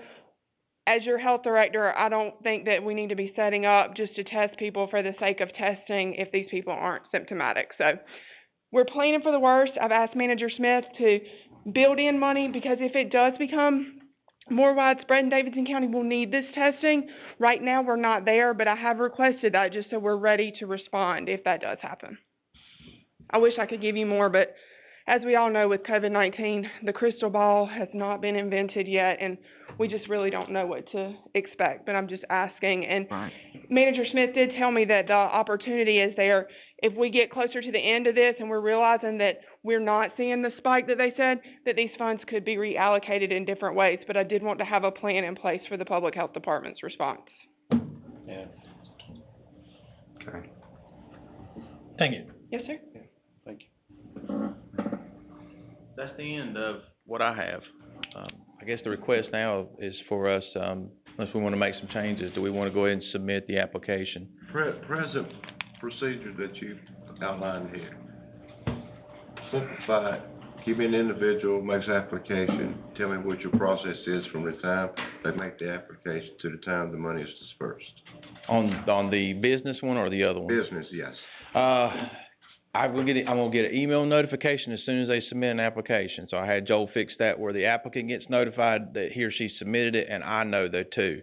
I don't see any reason if the funds are appropriated why I can't start going through them, because it's first come, first served, one by one. And then our staff inside our office, we're gonna just try to handle it inside. We can go to give them a call. They're gonna have on the application what they need to do. If they've adhered to the guidelines, it should be relatively simple. Yeah. And we can give them a call and work them through step 2. Which is probably give them the green light to go do the things. They'd give us the tax information to pay them back, and then we'll be able to get with them to get payment. I can't give you an exact amount of days. Part of it depends on obviously them going to do it too. Record keeping method. It will have it all electronically, and inside the back of your packet there, Joel's got a sample. He just filled one out as if he was John Q. It'll have all the reporting can come out of that. So if you ever wanted to report on what businesses got it, how many affected, we'll know the money's gone, but the way I described. Once the funds are gone, we either come back to the board and say, you know what, the business program was so successful, we need to move some funds from some other program, and leave it to the board to decide. Madam Chairwoman, if I may. One question I have, and I appreciate everything that you've done in here, and I like it, but can the county, because this is gonna take a lot more staff time, for the business side and the individual side. I mean, there's a lot of work here. I mean, it's not just, okay, yeah, you qualify for $500. It's now finance is gonna have to cut a check for $150 to Lexington Utilities and $50 to whatever.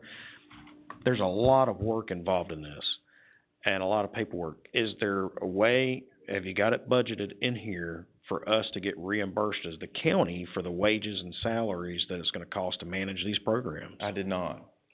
Again, that has to come off another part of the pie, because remember the 2.9 on growth. I understand that. That's why I'm asking. No, we didn't. And I honestly think that maybe And some of that, you gotta be careful. That conversation has come up on conference calls about using staff to help deliver some of these things.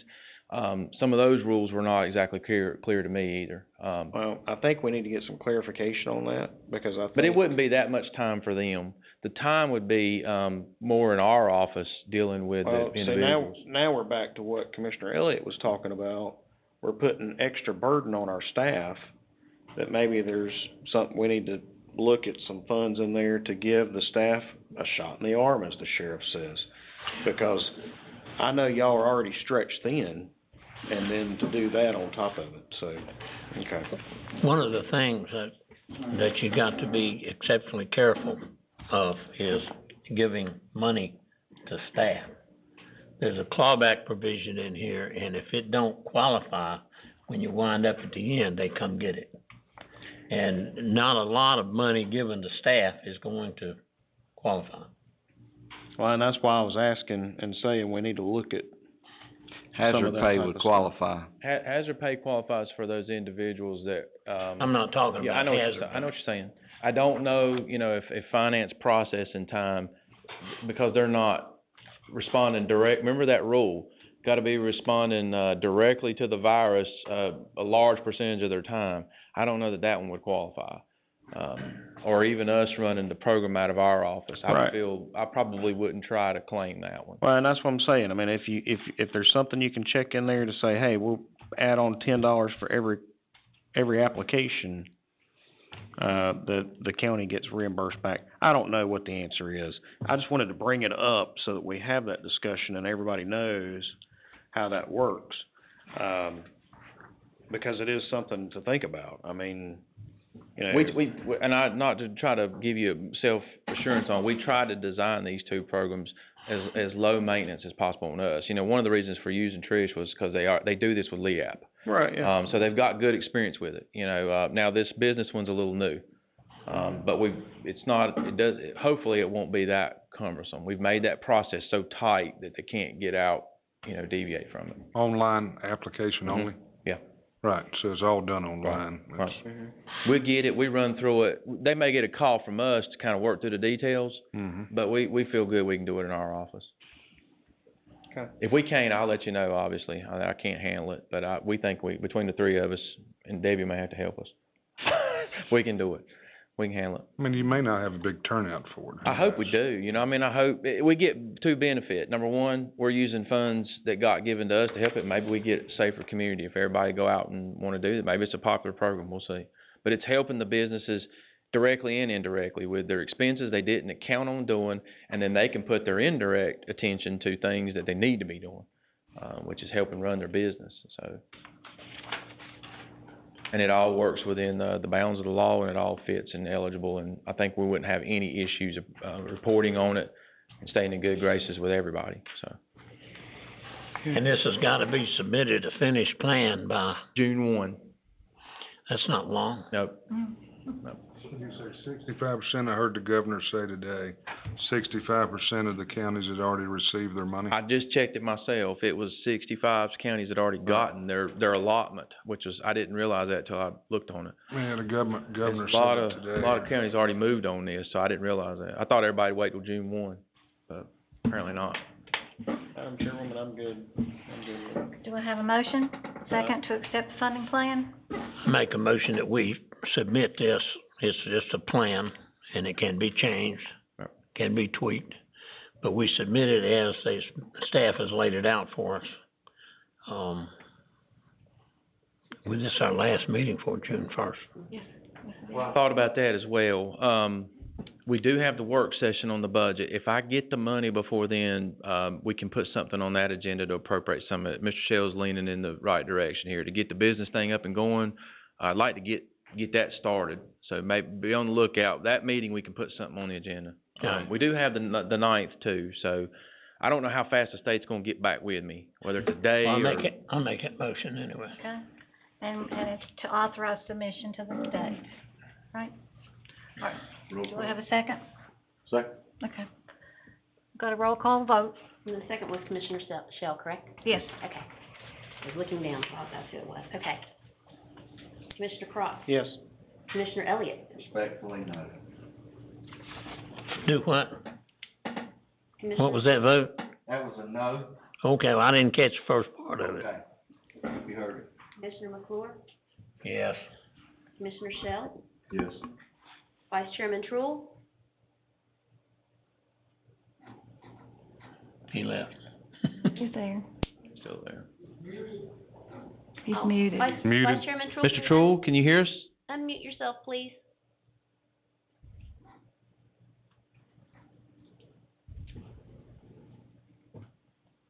There he is. Unmuted. I'm voting yes. Okay, thank you. Commissioner Yates? Yes. Chair Watford? Yes. Madam Chair, that motion carries by a vote of 6-1. Now, we noticed that, Commissioner McClure's motions acknowledge the fact that we could make changes if necessary down the road. Yeah, that's part of the direction, that this is just a preliminary Yeah. budget. We can't make changes. Get it up and running. Okay. Thank y'all so much. Thank you. Thank you so much. I just can't imagine the work that went into this. I know he's had to come up with several different options and ideas. Our next one is a discussion on the continuation of our county's state of emergency. Mr. Smith will do this as well.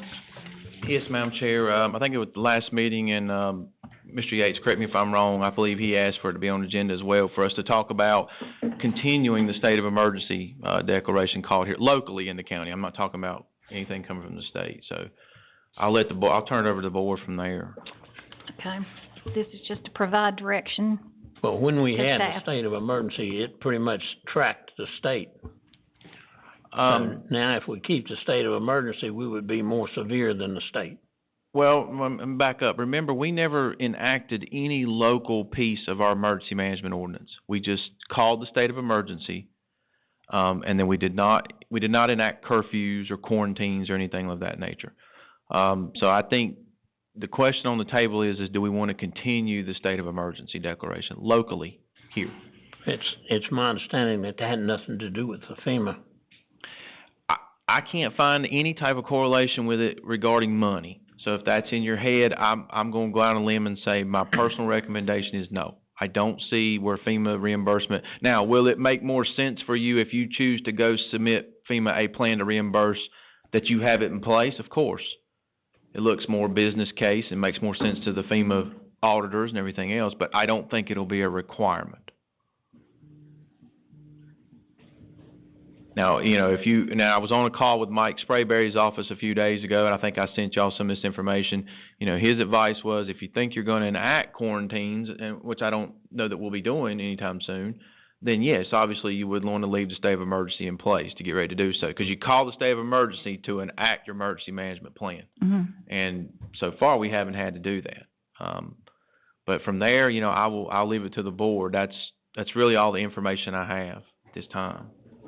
If we terminate the state of emergency now and then later on we find out we got a quarantine, we can go back in. You always can go back and call it in, correct. You know, and to further this discussion on this, and I know we've done it a while back, we changed, I had to get with Casey or whatever, but used to, if you remember, 8 or 9 years or so ago when I first come on, this thing sunsetted. The state of emergency would sunset after so many days. I'm not so sure we shouldn't go back to that. And then if we need to reconvene for another state of emergency, we can. So looking back, I see that's a pretty good policy we had. I think the reasoning behind that was that if the state of emergency lasted a long period of time, you just have to sunset, right, state another one, sunset, state another one, and by having the sunset clause not in there, like a long state of emergency like we have now, right. We won't have to keep doing that. It was the longevity of it, I remember. But I kinda like doing it. You know, I mean, I kinda like after a certain amount of time it should sunset, and then you either, you know, reevaluate the situation, and you go from there, instead of just making it a lifelong, When did that change? We changed it, what, a year or two ago? A few years ago, like Chuck. It's been since I've been on the board. 2015 or 16? It was after the It's last been a big little ice while. storm I'm that we talking had about to when keep did it redoing change every that 3 it no days. longer sunset? Since I've been on the board, 'cause I was one of the ones that voted to take it Years off. ago, we all. The question we're looking at, here is whether to lift our current state. Whether to Correct, lift it. Correct. Not to decide on how we're gonna move forward. Is that your motion, Commissioner? I make a motion that we lift the state of emergency. Second. I'd like to. Well, you That still have to make. doesn't affect your remote meeting, does it? No, Yeah, what? that has to Doesn't be. We would have to have a public hearing. We have to have a We would public have to hearing. have a public hearing on the revision of the ordinance. well, let's go ahead and get that started too. Y'all wanna vote on this one? Don't you think, Chairman? Yes, I do. So we have a motion and a second. Roll call vote. Discussion. Okay, yes, sir. Commissioner True. I just wanna know what's the advantage or disadvantage of the state of emergency? Mr. Troy, it's me, Casey. The only advantage I can see in this particular pandemic, and I'm gonna say it like that because all of the rules were different for this one because it being a national declaration and then a state declaration all the way down to us. When in a normal situation, we would do it for a storm. And then the storm would go over and then we would submit reimbursement to FEMA for, you know, limbs or cleanup, et cetera. Because it's more kind of localized. So in that instance, I would say, you know, we probably need to keep it. It's something that allows us to get access to FEMA reimbursement. In this particular instance, again, because it came down from the federal government to the states and then to us, at this point, unless we saw reason to enact part of our emergency management ordinance, I don't know that it's doing anything effective at this point. Other than allows us a gateway to start doing those things. But we haven't seen evidence that we'll be doing them. And again, I think Commissioner McClure's point is well taken. You can always go back and do it again if it were to be that we had to do it. And I agree with Mr. McClure on that. I'm just saying if it's an advantage or a disadvantage, and it's neither way, it don't look like. It so is. It makes no difference whether it's here or not. If it were tied to some type of funding, again, if FEMA has pretty much told everybody that you are still allowed to submit a reimbursement program or plan to them for expenses related to this virus, they're not forcing us to have an SOE for that. Again, would it look favorably to a FEMA auditor to see that you still have your SOE called when you're asking for reimbursement? I think so. But I don't know that it will be required, if that makes sense. It makes sense. Okay, that answered my question. Okay, thank you. So I have a motion and a second. Are we ready for a roll call? Yes, ma'am. We've already motioned second. Okay. Commissioner Crott, Yes. Commissioner Elliott, Yes. Commissioner McClure, Yes. Commissioner Shell, Yes. Vice Chairman Truill, Yes. Yes. Commissioner Yates, Yes. Chair Watford. Yes. Thank you, ma'am. That motion carries by a vote of 7-0. Thank you. All right. Now, Countywide COVID. Okay, now number D, countywide COVID-19 update. Madam Chair, this is a two-parter, I think, real quick. You've got Lillian, and Jason are both gonna give you just pieces of this. Lillian's gonna do, I think, the virus and things of that nature, and she's already alluded to some of it. And then Jason's kinda got a quick update on where we are as far as the reopening plans. Lillian, I'll go get her. Multitasking at a time, I apologize. Do y'all have a clicker to advance, or? They do, Debbie's got it.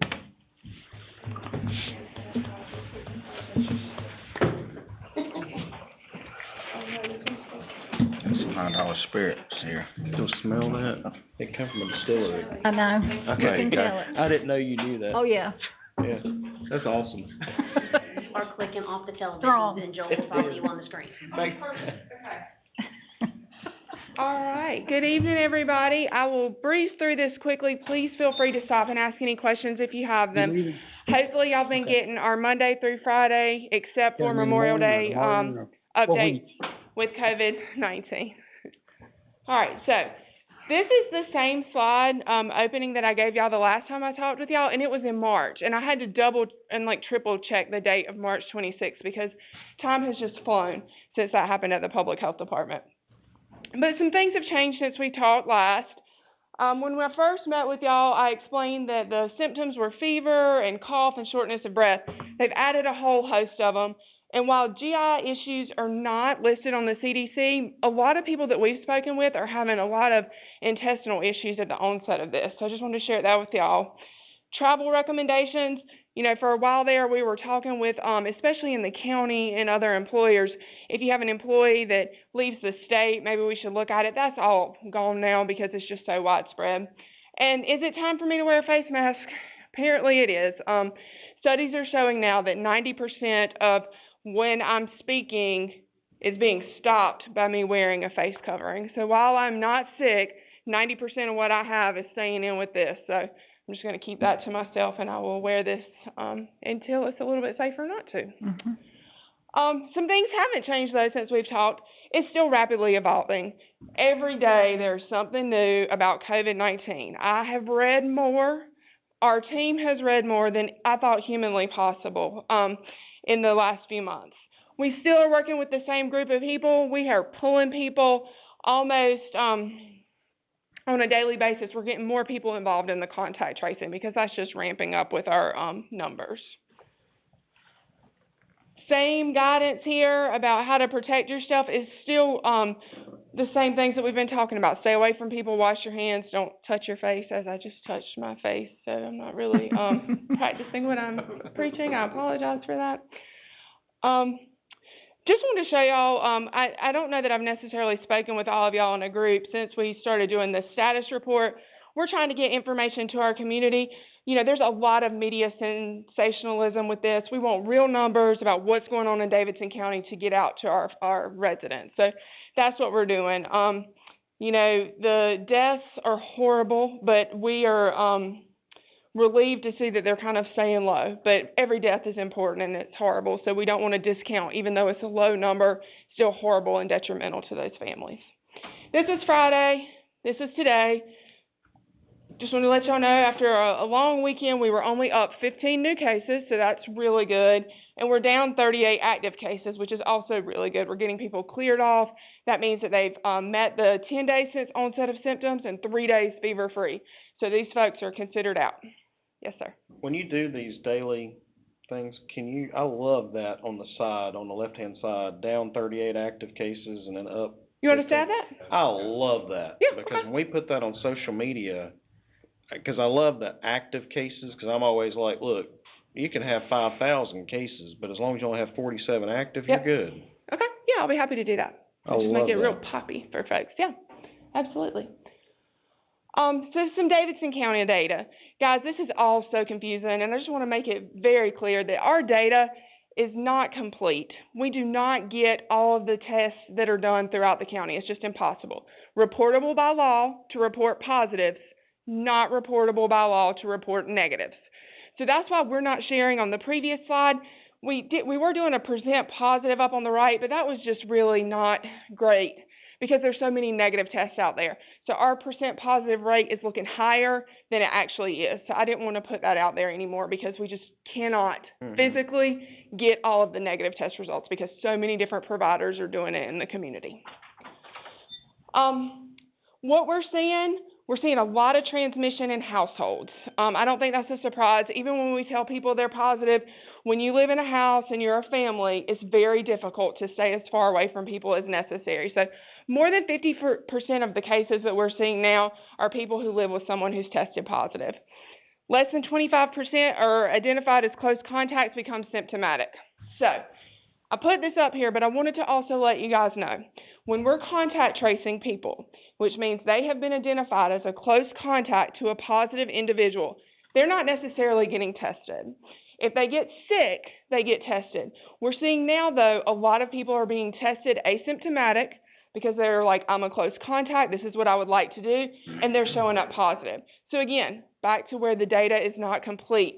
Less than 25% become symptomatic, but not everybody who is a close contact is getting tested. Right. So we're not sure if they would actually test positive or not. 11 deaths, but 75% are attributable to one long-term care facility outbreak. So 3 of the deaths did not occur in association with that. Less than 50% of the close contacts are out of the home. So that really shows that people are staying home. A lot of it is workplace contacts that we're dealing with. A few parties here and there. I went and had a barbecue, and these were the people that were there, but that is very few and far between.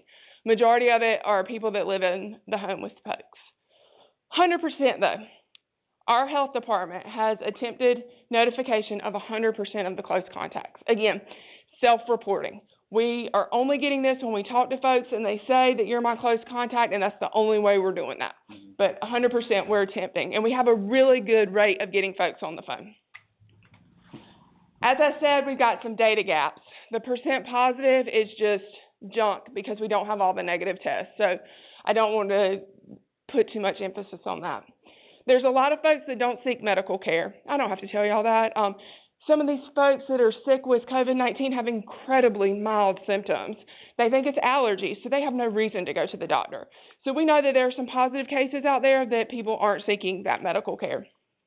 And then, for a while there, I believe y'all probably remember, when people called, if they weren't feeling incredibly bad, they just told them to stay at home. They didn't want them to come out at a risk of infecting other people.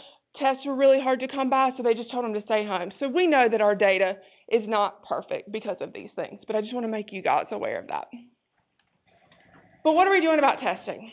Symptomatic is down here in red, and there is a lot of information and a lot of different philosophies about this, but I'm looking at our local data, and I have talked with Sandy Motley, who has been, she's with Davidson Medical Ministries. They've been going out in the community and doing testing. Less than 5% of their symptomatic folks are coming back positive. As I've heard y'all say, staff time, incredibly taxing on our taxpayers. It is incredibly expensive. We're not going to just go out and test for the sake of testing at the Davidson County Health Department right now because we just don't see the reason for that. Additionally, PPE is very difficult to get a hold of and expensive. When you test individuals, you have to change those things out for the risk of cross-contamination. So if you go do 100 tests and you're getting less than 5% positive rate, was it really the right thing to do to go out there and do that? Right now, we don't think so. So we're doing symptomatic. So on this Friday, at the health department, from 9 to 11, people can register if they're symptomatic and they can get tested for free. The test kits that we have bought with the state money that came down specifically earmarked for COVID-19 is how we'll be paying for this. Some folks we have heard that went to their primary care providers and they had to pay a copay or something like that for testing, so we're just trying to help our community out. Like I said, as of about 4:30 today, we only had 4 people signed up. We're hopeful that more will. But in addition to us at the health department doing this event, at the health department we are ongoing testing first responders.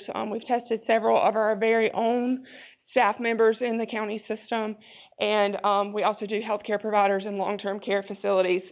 Medical ministries, they're doing testing. You can call them for an appointment and go up there. They're also doing community sites. And then your primary care providers and the screening centers at Novant and Wake Forest. Also, I'm sure y'all know this, if you're going for a procedure, a medical procedure, a surgery or something like that, they're going to test you ahead of time, so those people are being tested as well. Which, we got a few of false positives from that, which kind of got some things going a little crazy, but they got that figured out and things have calmed down a little bit. Lillian, are you sure that they test for that if you're going for a routine? Surgeries is what I was... Okay. Because I was scheduled for one tomorrow, and they didn't test me, and I had to move it till next week, but... Really? Nope, they did not. That is not what I'm hearing at all, so that is interesting. They just tested my mother. She had a pacemaker put in. They tested her on Saturday. Okay. Before her procedure on Tuesday, and she was quarantined. Yep. Yeah. Really? Okay. That's interesting. Like, yeah, they're quarantined families that I'm hearing about, like household contacts for individuals that are having surgery. They ask everyone to stay home just to make sure that they're not away from everybody after a test. Right. Right, yeah, so you don't expose them. What, false positives, enlighten me on that a little bit. So, it was a bad test run. Something was wrong with the lab. That wasn't anything to do with our system, but I'm sure, but I'm sure there's probably a lot of that in these numbers all across the country, you think? They were able to extrapolate those out up there, but in the country, possible. I can tell you our Davidson County numbers, because we have the availability of talking with everyone, they're all positive. So we're cross-checking, and when y'all see the numbers, that's why they come so late in the day. And I apologize if y'all wanted them earlier, but by the time our staff goes through and make sure there's no duplication, the person's name isn't in there twice for some reason. I don't care if they're late, I just want them right. And that's what we're doing, yes, sir. Without good numbers, you can't make good decisions. Exactly. With all these positive tests, and it been such a serious issue, could you tell me why there's nobody been in the Lexington Hospital, and there's only one, I think, from yesterday that's in the hospital outside of the county? If we got all these 80-some active cases? You're jumping ahead of me just a little bit. I'll get right there. I've got it on a spot. Well, I have a bullet on that, so. I did want to tell y'all, we oftentimes talk about employees, and y'all have done a really great job boosting the morale of our team, so I appreciate that.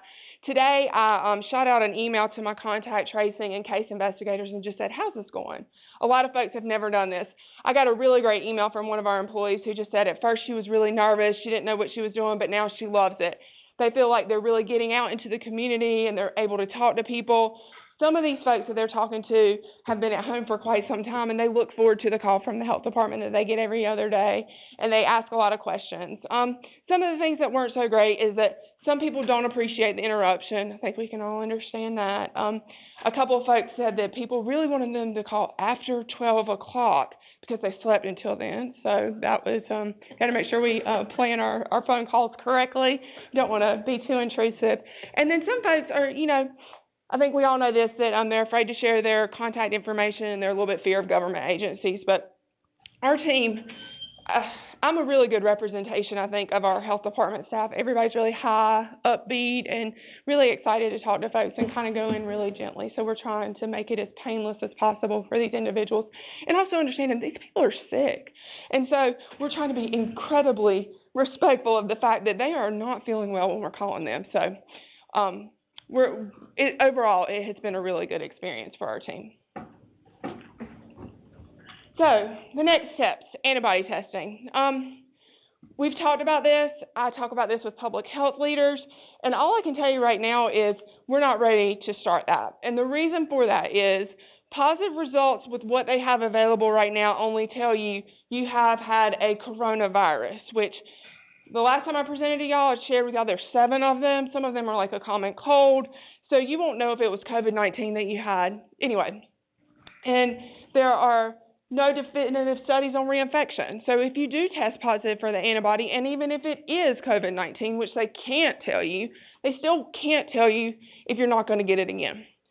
It's a point in time. With all of our testing, it's a point in time. Today you're positive, yesterday you were negative. I mean, so this whole thing is a lot of resources to put into something that is so flaky. That's just the best way to look at it. It does take 1 to 3 weeks to develop antibodies. Some folks longer, some folks will never develop antibodies, even if they did have COVID-19. And it won't tell you if you currently have the virus, and you may still spread the virus. So with all of this stuff, when we're talking about data and how we're going to allocate resources, I just don't feel like that this is the right way for us to go. My public health colleagues don't feel like it's the right way to go. And so we're just not there yet. But I'm crossing my fingers so we get something a little bit better and we can bring that to our community. As soon as you do, I'd love to do it. I think I had it. I've heard from several people that have said that exact same thing. Where can I sign up? So we will, as soon as we get something that's more reliable, that'll be something we jump on. And Casey and I have talked about that. We're talking about how we can fund that, but it just doesn't seem right now to be a good, reliable use of our... Be a couple of years from now. I think they offer them now, but you have to pay. Oh, yeah, you can do them. Yeah, but they're not 100% Reliability is the issue. Yeah. But you can get one. And you said some while ago, you know, people's talking about this all kind of different, they'll be talking about this 20 years from now, and still looking for information or... You're right. You know, I mean... Yeah. We're living it. People will be This studying first 3 it months, years from now. but, you know, they'll still be discussing this 20 years from now. So. Yes, sir. So, the next steps, trying to get back to normalcy. We're going to continue to push hand washing and social distancing. Those are our best defenses against this. Had a conversation actually with my husband recently who just said, nobody's sick anymore. He's like, you know, I don't hear people sneezing and coughing. And I said, well, that's because we're doing this. And he said, you're exactly right. He's like, you know, people are really taking the steps that they need. So we're not getting other germs as well. So that is how we'll continue to push forward with this. We're going to work with events hosts that are coming up for upcoming events. We all know that there are lots of things that go on in Davidson County, and we want to be able to enjoy them, so the Public Health Department will be here to support in whatever way we can. We're going to work with our leaders to monitor trends. Again, as I say, I hate to hang our hat on this unreliable, incomplete data, but we can extrapolate things that will help us move forward with that. And we're going to continue to support our local businesses. We do a lot of work with our food service establishments. We've been talking with them about how they can safely reopen, and we did a lot of consult visits in the time where restaurant dining rooms were closed because we didn't want to be punitive with restaurant inspections, but did want to provide any assistance that we possibly could. Working with swimming pools, lots of questions about that, and we have been answering those questions, so we're just trying to be as available as we can be. Thank you. And Commissioner Shell, I must have taken out what I said I was going to say, so could you remind me? I apologize for what your question was. I was just interested, when we had, what was it, 81 or 80-some active cases now? 47. And we don't have any in the hospital, except we've got one out of county in the hospital, I think. So I had something on there, but I must have think you taken answered it pretty much when you was talking about the unreliability of what we're looking at. Nobody really knows. There's that, but I also would just like to say, you know, a few months ago we talked so much about flattening the curve, and I'm here to say I think we did flatten the curve. I talk with our hospital almost every day. Alton Haynes has been really helpful getting me that information too. We have knock on wood, plenty of ventilators in Davidson County. The Novant Health System is pushing everybody to Winston. So if they had someone who tested positive in Thomasville, they automatically transferred them to Winston. There were folks in Wake Forest, but they had the materials that they needed. So I feel like we did flatten the curve. Mr. Shell, there's one more piece of this. I'm going to play Mr. Epidemiologist for a minute. There's multiple strands of this virus floating throughout the world. We could have a weaker strand. There's nothing to say that in the southeast or in this part of the country that ours isn't you know what I mean? There's some that's obviously more potent than the others. So I always remember that as I try to read one scientific piece of journalism on this thing every day, and I caught a good one the other day from a guy who was an epidemiologist, and at that point he had tracked 5 different strands worldwide. It could be more than that now, I don't know. Because it mutates all the time, it changes. COVID-19? Yeah, it changes. It's a virus, it lives, it's alive, so it changes, it evolves. Yep. And some of them are more deadly than others. Now, I'm not trying to say that to scare him, but I'm just saying here it could be the light strand. I don't know. That's the part nobody knows. Thank you, ma'am. Yes, sir. Thank y'all so much. Thank you very much. I do have one quick question. I heard you say, y'all talked to some of the people that tested. That could be true. Yeah, I figured you'd like that. Most of them they were sick. Is most of them sick that you talked to, or a lot of them not showing symptoms? Very good question. So we are trying to extrapolate that data. I don't want to give you any numbers, but my survey of my staff today, one of the things they said they found most shocking were asymptomatic positives. Those are individuals, if you live in a household and you have a family member that tests positive, you're not feeling bad, but you're like, hey, I'd like to get a test, and your primary care provider will give it to you even without symptoms. A lot of those people are testing positive. So asymptomatic is going on out there. People always ask how in the world this virus is making its way into long-term care facilities. From what I'm seeing, that's the transmission route. People that don't even know they're sick, they're doing their temperature checks, they're not coughing, but unfortunately they're an asymptomatic carrier, and so they're giving it to other folks. So, but we're going to get that data for you. Like you said, we'll be. It would be great to have, for sure. It would, yeah, but again, with that, it's going to be of the cases that we know. Most of the asymptomatic people aren't getting tested. So it's just, the data is just, I hate to say take it with a grain of salt, because the data that we are putting out is the truth, but it's a small piece of the puzzle that is COVID-19. Truthfully, there's 2 ways to look at this. There's from the alarmists, view of the alarmists. You're on that side. And then there's in my mind, there's from the view of the realist. We seem to automatically assume that the larger number of positive tests is bad news. Well, that's not bad news. If you look at how many come out of that in recovery without any symptoms, without any reflection as to anything wrong with them, we got all these people that tested positive, nobody died, and nobody's really sick, nobody's in the hospital. That's good news. Yes, sir.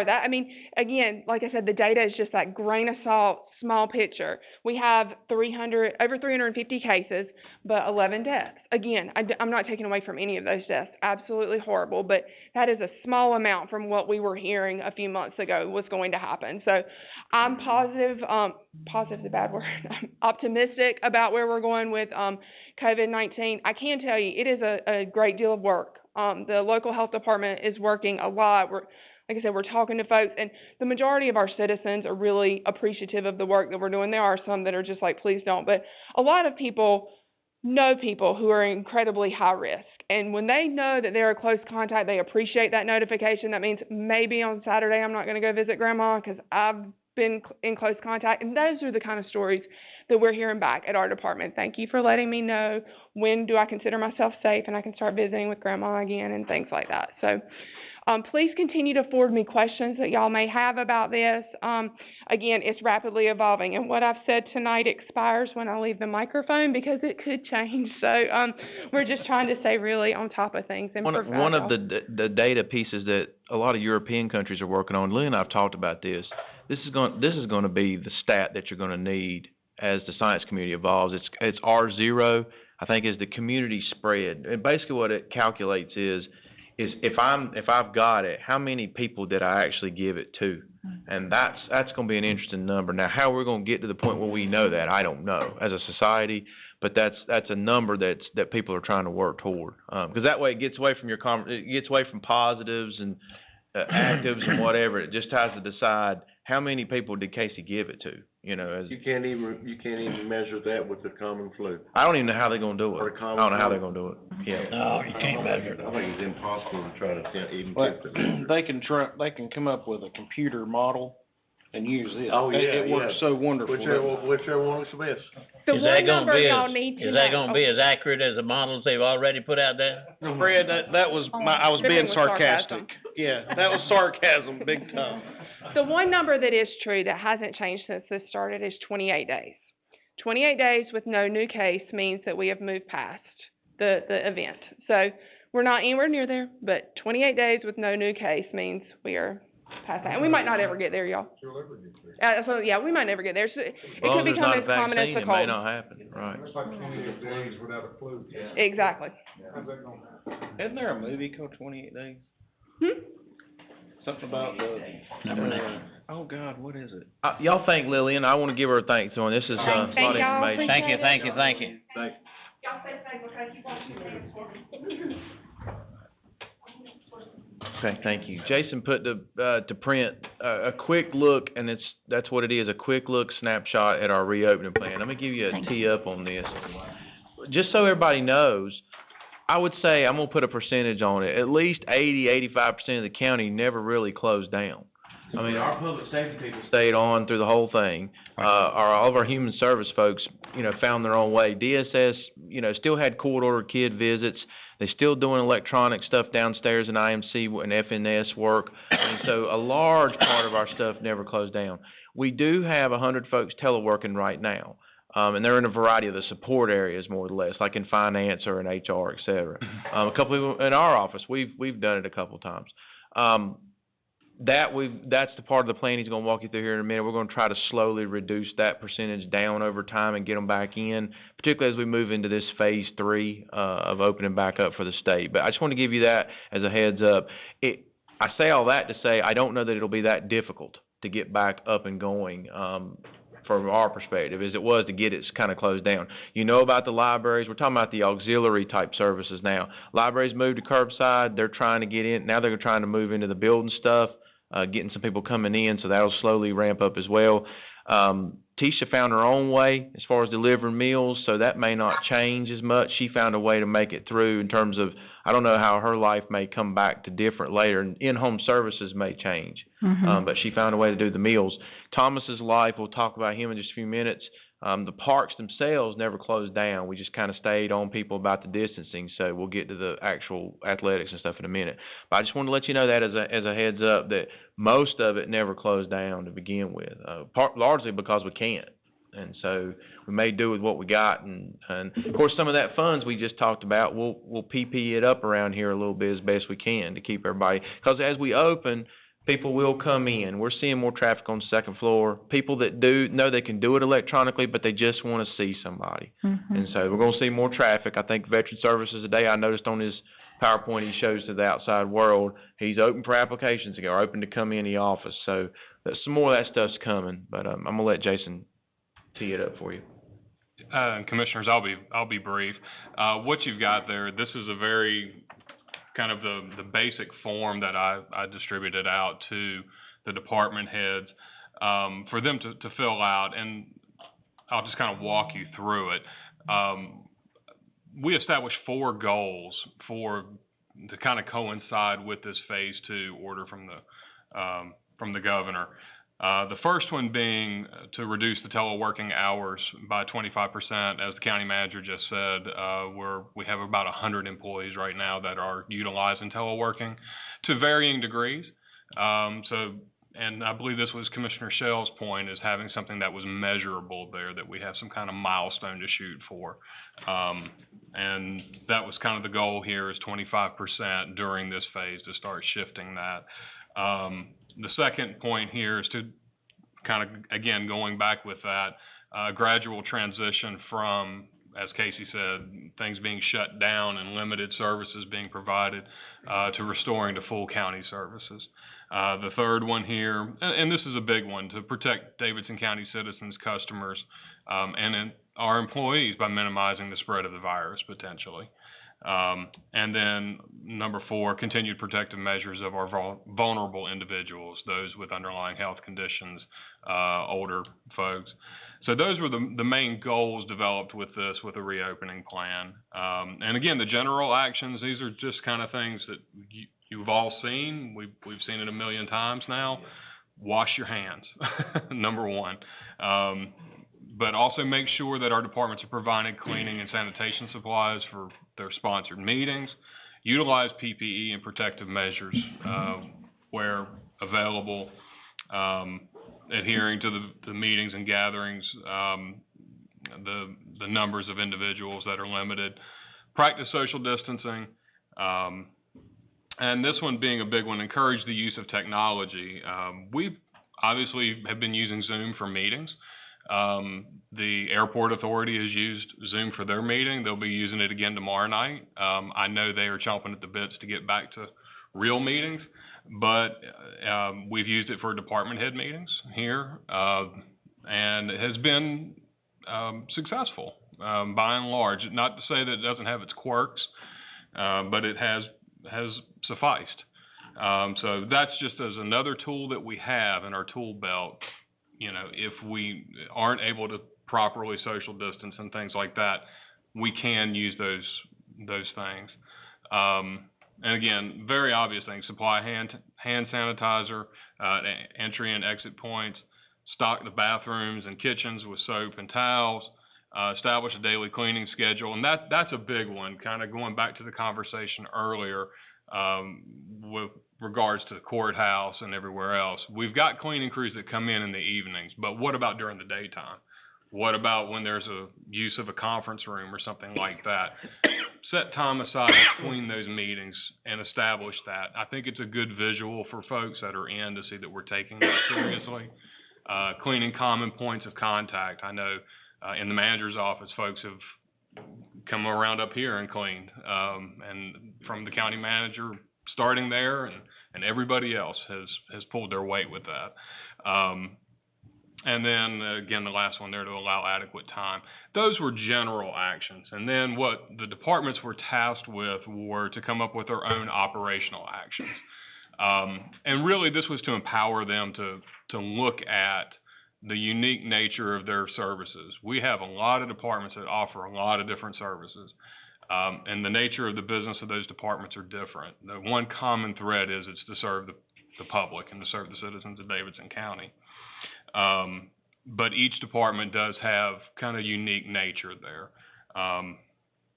Going back to the library, they're looking at restoring the curbside delivery, and quarantining return materials for 72 hours prior to checking them back in to clean them. So just kind of give a couple examples there. I didn't want to get into micromanaging and telling folks what to do, but kind of give them the task, come back to us, and then review that. And this was given to them. I got to give a lot of kudos to the department heads. It was given to them on a very short time frame, going into a holiday weekend, and by and large, we got most of them, almost all of them back. So that's kind of where we are at right now with our reopening. And I'll be glad to take any questions from you all right now. Sounds good. We'll continue on as you know, some of this is specific to the orders. You know, for the longest time, playgrounds, and they still are, they're called out in the order, so you gotta deal with them specifically. But the stuff that we can open and we can keep it safe, we're gonna keep doing it. And we're mindful of it. You know, like I said, we bought some stuff, some sanitizer around here. We'll help them out up at the courthouse too. We'll try to keep them safe as possible for a while they get going. I think it'll work. It'll be touch and go for a little while, but we'll get it back. And if I can kind of jump in, I think this all really ties back to where we talked about with the plan earlier. There's a lot in there for PPE, purchases that have already been made, purchases that will be made. And I think now you're kind of seeing all the threads tie together with this, reaching out to those departments and saying, what do you need through the end of the year? And so that's been all of this is kind of tied together. Thank you. Mm-hmm. All right. We are on item number E, resolution requesting the General Assembly to take active role in keeping voting process safe from voter fraud. Commissioner Crotts. I think I'll spare everybody reading the resolution, but I know everybody's upset with resolutions all the time, but you know, I still stand firm in that if a majority of the counties are saying, hey, here's what we want, here's what needs to happen. And I understand and I trust that our 3 legislators that we have currently right now representing us in Raleigh, the 2 House members and the senator, they're already feeling this way. To me, this is nothing but to go to the General Assembly to say, hey, look, this is what Davidson County would like. You know, recently we passed in 2016 voter ID in the state of North Carolina to protect the sanctity of our elections. That same year, same election cycle, look at what happened in Durham County. People coming in droves up until, I think it was 11 o'clock or after, to vote. And you didn't have to give an ID. Now, currently, with the ID stuff, it's supposed to be set up that even if you do a mail-in ballot, you have to send a copy of your ID. And if they take that away, then what's to say, you know, if I know that John Doe's on vacation and he hadn't filled out an application, I couldn't do it for him. And that's what I think that this right here will be to stop that from happening and protect our ballots. What exactly do you mean active role if they're not doing it now? Because they're involved in the redistricting, they're involved in the voting thing. And I talked to the folks and they are vivid that they are not going to let anything with voter fraud pass through without our delegation doing something about it. And the rest of the General Assembly, if it comes from Davidson County, it's going to go in the trash. They only look at what comes from their counties. And I understand your point behind that, but also if you've got 60 or more counties sitting there saying, or even 50 some, saying, hey, look, this is what we want. I mean, to me, I think that sends a volume. It's kind of like if 27 or more states say, hey, look, this is what we want on the federal government side. I just look at it and say that numbers speak volumes. You know, if this room got filled with to the max capacity and then we had them out in the hallway and downstairs and out in the, you know, to me that speaks volumes. Numbers do. And it's a resolution. It doesn't cost the county anything. It sends it off and says, hey, this is what Davidson County wants. In 2016, our county voted, I think it was like 70% in favor of voter ID. Now, this ain't voter ID, no, but it's protecting the sanctity of our elections.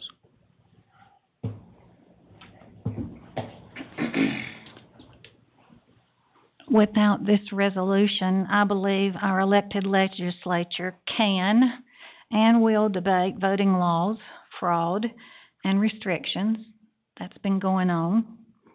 I prefer they debate possible issues, the unintended consequences that may occur, so that we concentrate on our county constituents and how we can best conservatively meet their needs. I see no reason for this resolution. One other thing that crossed my mind as I was thinking about this is with as much effort and as much stuff as they have been doing to do exactly what this resolution says, it's kind of like the guy sitting there and he's done everything and he gets this letter asking him to do something. Totally lost me there, but okay. Well, I'm sorry. I thought it was English. It was, but...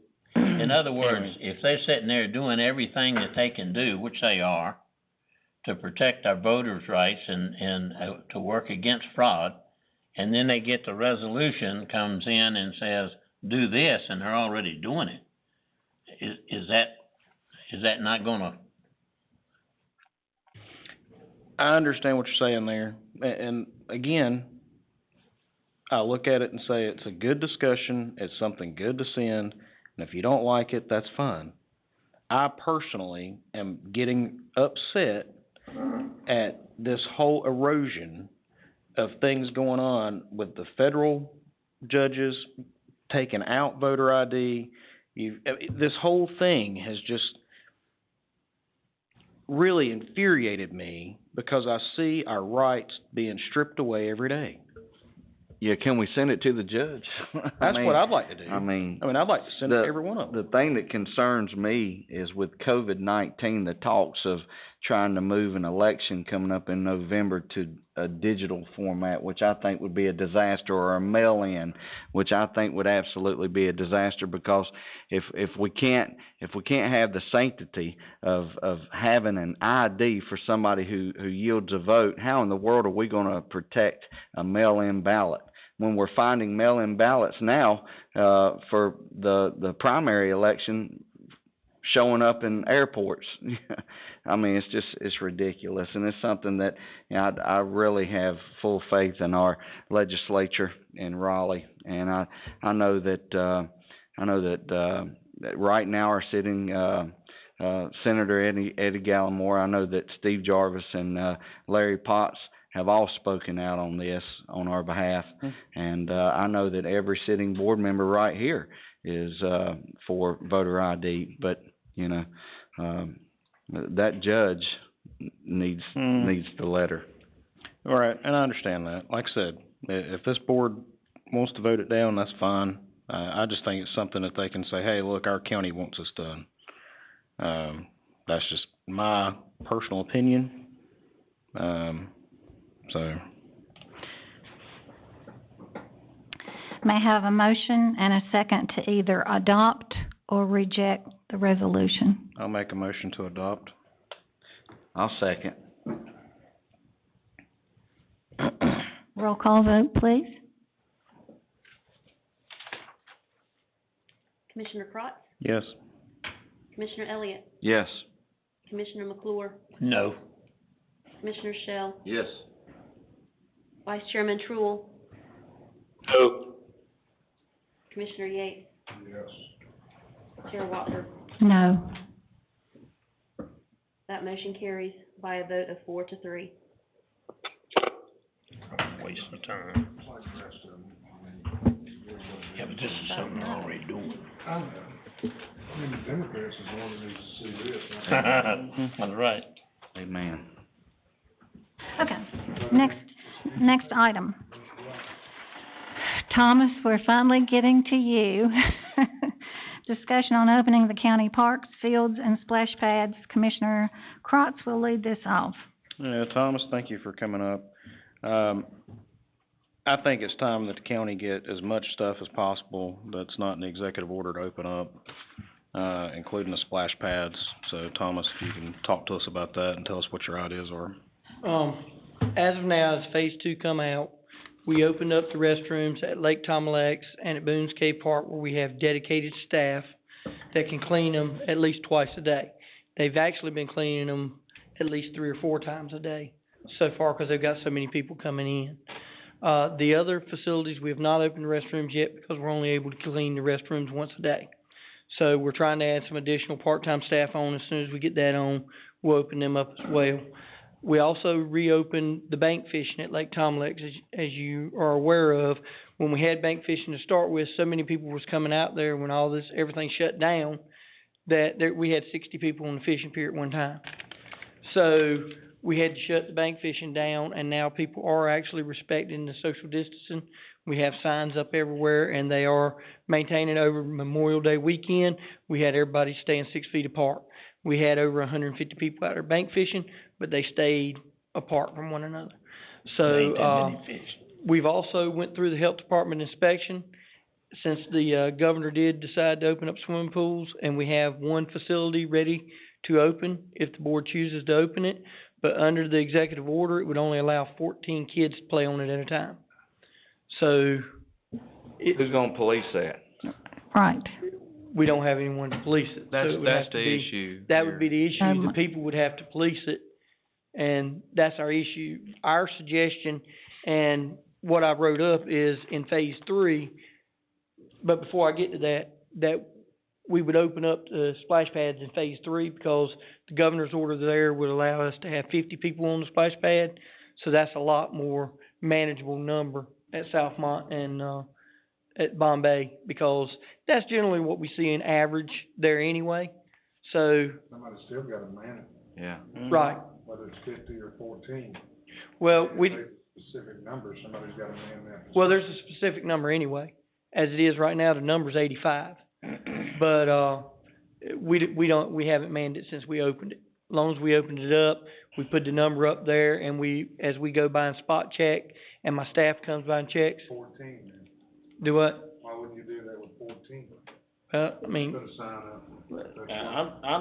I agree with Commissioner Yates, just put a sign up and let it go. And that's kind of what we talked about, At is your own making risk. signs and making it self-policing.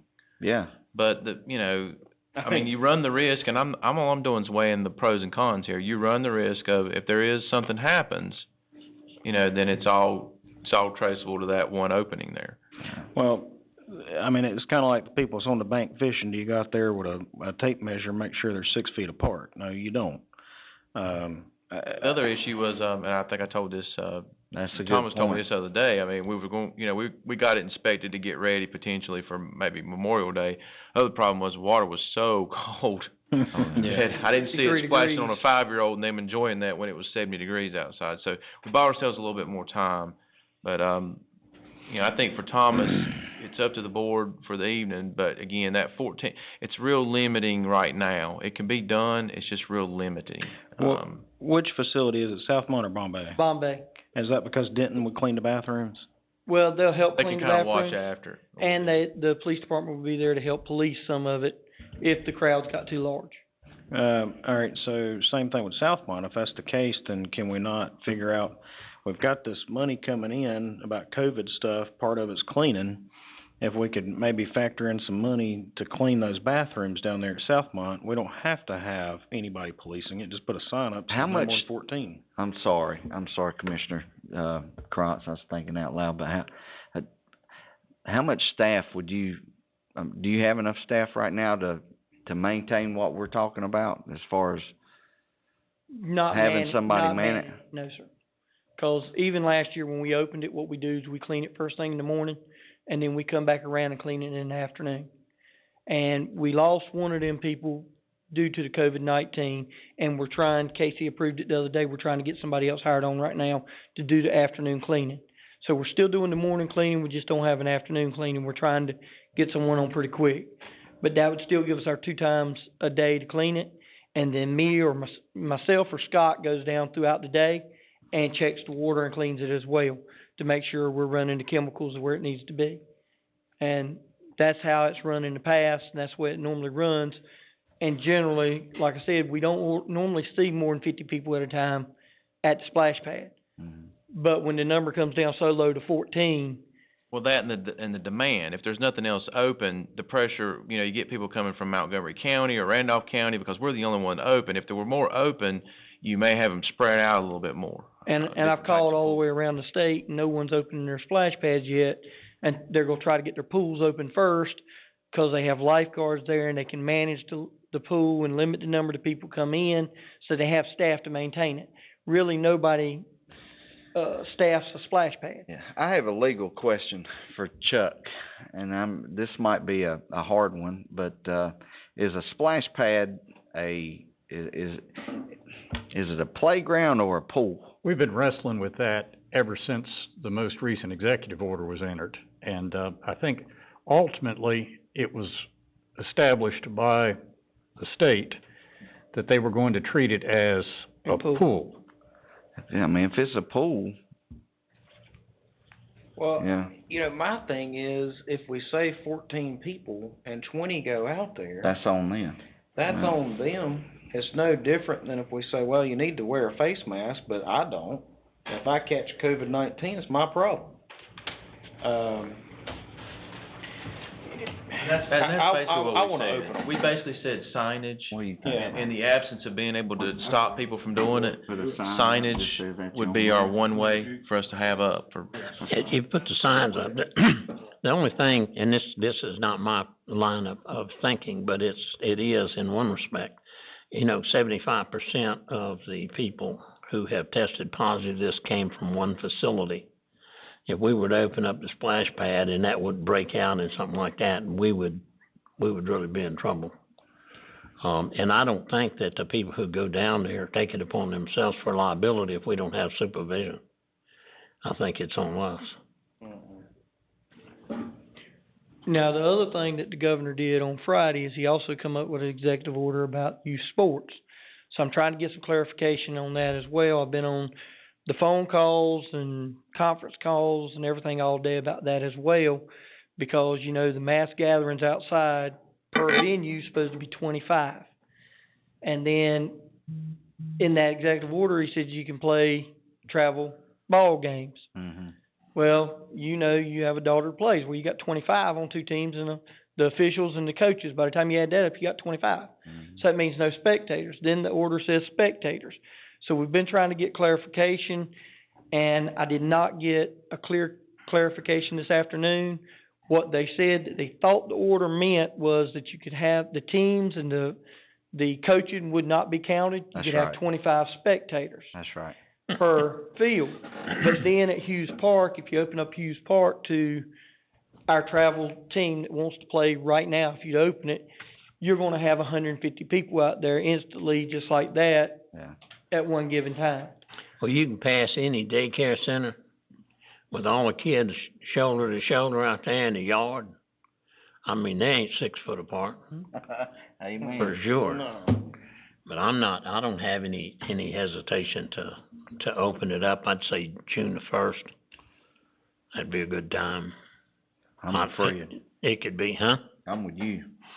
But I think we need to put the signage up, about how many people allowed in the splash pad and to keep in mind social distancing.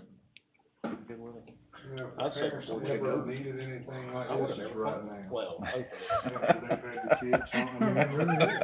yeah, mental health, yeah. Parents ever needed something to go carry their kids to. Well, that's why we kinda got prepared. I mean, I know you guys are itching to open it, so we went ahead and got it inspected, checked the supplies. I mean, you gotta get ready to open, you can't just turn it on. And I know some people That don't think it's the signage- wrong thing to do, but again, like I say, I think the parents out here that's been homeschooling their kids and, you know. I think the signage is important. I agree. I think we owe it to them to tell them, this is how much the pad can hold, given the order and given, you know, what's going on. Can you do it by June 1? Bombay can be ready to go. The only other thing is the playground would not be able to be open, but what I thought we would do is put some signs up there, and I think I sent them to Lillian to look at as well, them signs, just saying the reason the splash pad can open and not the playground is the splash pad's being Has to be cleaned with cleaned, chlorinated that's right. water Right. constantly while it's running. The playground cannot be cleaned. Well- So I'm gonna put some signs up, kinda explain that to the public and let them know why it's still taped off. The other thing I would probably put on there, is if there's more than 14 people, parents, you know, try to limit your kid, like, you know, kind of rotate, you know what I'm saying? That's what the 14 for. Well, I know, but some kids would sit there and stay on it for 2 hours, you know. Limit a time frame, I think is what he's talking about. Mr. Crouch, you brought it up. You wanna make the motion? But, Yes, well, sir. I got I'll one make more question to ask before you make the motion. Do we wanna try to get both of them ready to go, or do we just wanna try to Both. open one to start with and see how it goes? Both. Both. Quick as possible. I make a motion, Madam Chairwoman, that we get both splash pads up and running quickly as possible with all signage that staff feels necessary. Is that in- Second. Can I have a motion and a second? Roll call vote? Point of clarification, Okay. I'm sorry. Is that including the ball field for the? No, we didn't answer the ball field. No, Oh. we don't have any. Okay, I'll amend my motion, Madam Chairwoman, if Mr. McClure will agree to it. Pending staff finds out from the state how that works, and if staff feels that we can open them. Is that amenable to you, Mr. McClure? The total park or splash pads? All of it. We don't have any direction to open up the. Well, that's what I'm saying. Part of my motion is if the state says, yes, you can, then I for actually staff to go ahead and do have some it. direction from the state. Well, I've got that here too. Yeah. And I've got about 4 more right here. But the problem is, Yeah. there's still no it's still no true clarification yet. So as soon as I have that, if we can open it up, I will Put send up that to out him. to everyone. Yeah, and that's what and I'm let you know, and saying. we'll open it up. And And that's we could why leave that up to I put him. it in the motion that as soon as staff finds out that, yes, we can, open them quick as possible.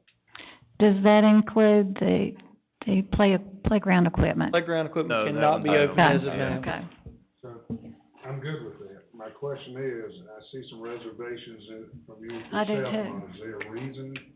Well, Last month, did you have reservations? same thing I told the manager is, at Denton, I have the police department that can help me. I've got the water resources that will help me. Denton, you know, is a partner with us on that one. I have no other resources at Southmont.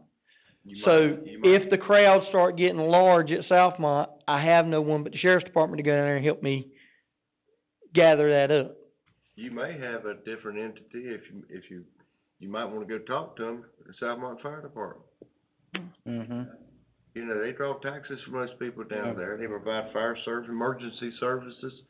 It could be that they'd be all wanting to assist and help monitor those events. And down they're there. 24/7 down there, Yeah, so they got people 24/7. daily. You know, they got a lot of responsibility. That might be one, since they live there and that's their community, that they may jump on and say, well, sure. And I can reach out to them I'd tomorrow. love to see that, you know, Yeah. I'd love Oh, to yeah. see that. And their chief might even be willing to help, I mean, well, not only with that, but other stuff down there too. But anyway. What are your hours on this place, man? It runs 10 to 7. 10 to 7? Mm-hmm. You may want to, I already start off with a smaller hour. It's a time clock, so we could put that on and set that on that sign if y'all choose to. You know what I'm Lower saying? it down. Start off with it just to see. Well, or you're right, or avoid the situation where, you know, now if then we've got a little bit of coverage, but if we decide, if Tyra Fire will help us, or one of his people's out there checking the Southmont. bathroom and there's 35 on the pad, that person's got to obviously go talk to somebody and say, hey, we gotta get this down to 14. Mm-hmm. Then what's gonna happen is y'all gonna get the calls, you know, so be prepared. That, hey, I'm on the pad, and then it's who's on the pad first. I was over here first, he wasn't over here first, and then we get, you know. Where do you get the 14 from? It's one person per 100 square foot. We have a Adds 1,400 square foot. Just basic. Simple math. Thomas even rigged the sensor now where it'll just do it with the hand. Where you Yeah, won't we even have took the to button out, so everything's just For touch. splash pads or whatever? That's for pools too. So, yep, pools and everything's, Splash pads. it's one person per 100 square feet. But you ain't talking about buildings, right? No, just water square footage. So, 'cause we got more concrete, as you know, out there, but you can't count the outer circle. It's the inside circle that you gotta count. So that's 1,400 square feet. Ready to open her up. I do like the limiting hours thing, if that would be a minimum, I mean, 'cause it might help crowd control a little bit. Well, but that's also gonna crowd more people in at a It given could, time. it could be either way, though. I'm saying the crowd control issue could be, and we don't know, that's why I use the word could. It could be a thing.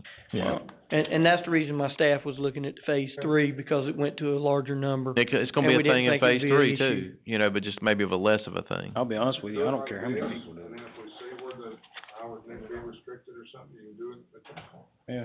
I'm waiting. Start out now and then adjust. You may see they have to be shut down. They might be responsible and act like this. It could, It'd go great. Yeah. But I think the sign. I mean, I rode down there with Thomas the other day, we took a look at it, was it Friday? Just to see what we gotta get ready to get open and done. Of course, he reminded me he had to get inspected, so we went ahead and got that knocked out real quick. But that signage, we walked around kinda eyeballed and see where we need to put some. And it wouldn't, I don't know that it had to be terribly complex, just something that, you know, says 6 foot, try to keep your distance, 14 on the pad, et cetera, so. You need help getting those up, let me know and I'll help you, I don't. Well, Bombay's pretty much, I mean, the health departments gave us our permit. I mean, it's pretty much on place. Lillian can help me with this, 'cause the order does say kinda mark spots. I don't know how you gonna mark a spot on a splash pad like the X is in here. Go in there and pee. I mean, the chlorine's gonna take the X right off the pad as soon as they run around. So I don't know how you gonna mark a spot.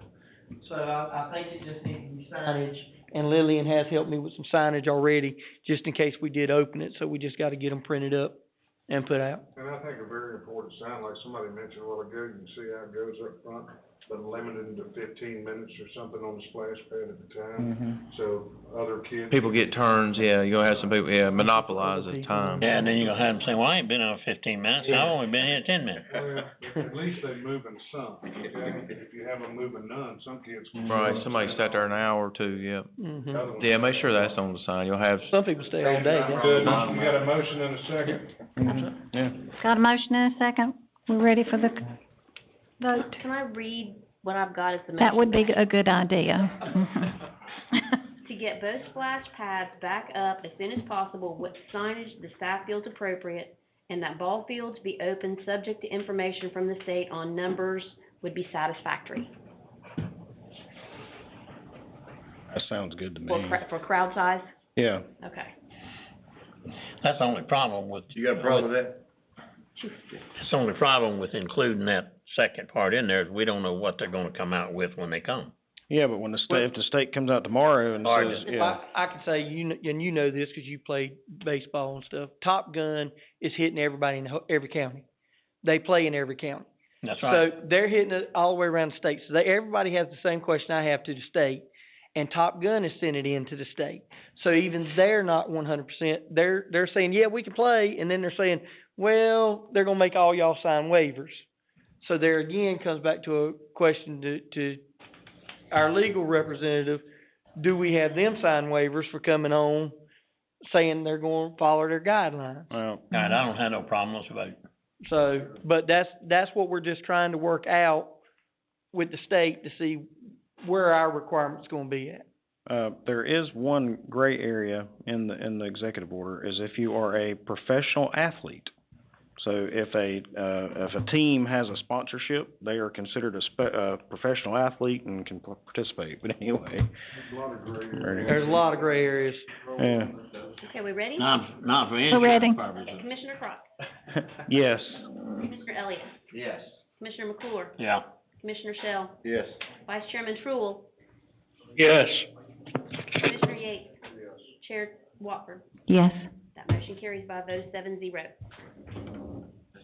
Make a motion to go to closed session. Amen, Fred. Motion to close session. Vice Chairman Truill will get you on the phone in just a minute. If on closed session, if on closed session. Why'd you switch anyway? Why'd y'all switch? We didn't switch. For closed session. I usually sit over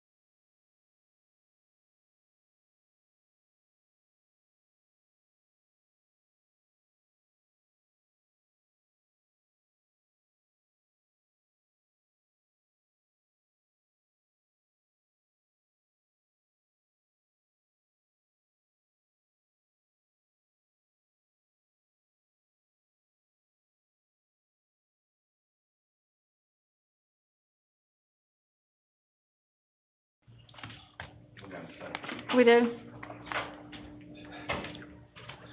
I almost drank my hand sanitizer. Roll call vote. Thought it worked. You need a roll call on that to come back in? We can do that. Okay. Okay, Commissioner Crotts? Yes. Commissioner Elliott? Commissioner McClure? Yep. Commissioner Shell? Yes. Vice Chairman Truul? Yes, yes. Commissioner, yes. Commissioner Chair Watford? Yes. That motion carries 7-0. Got peanut in my throat.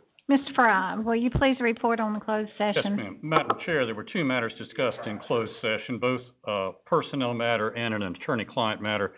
Both of those for informational purposes only. The board took no action in closed session. Thank you. Thank you.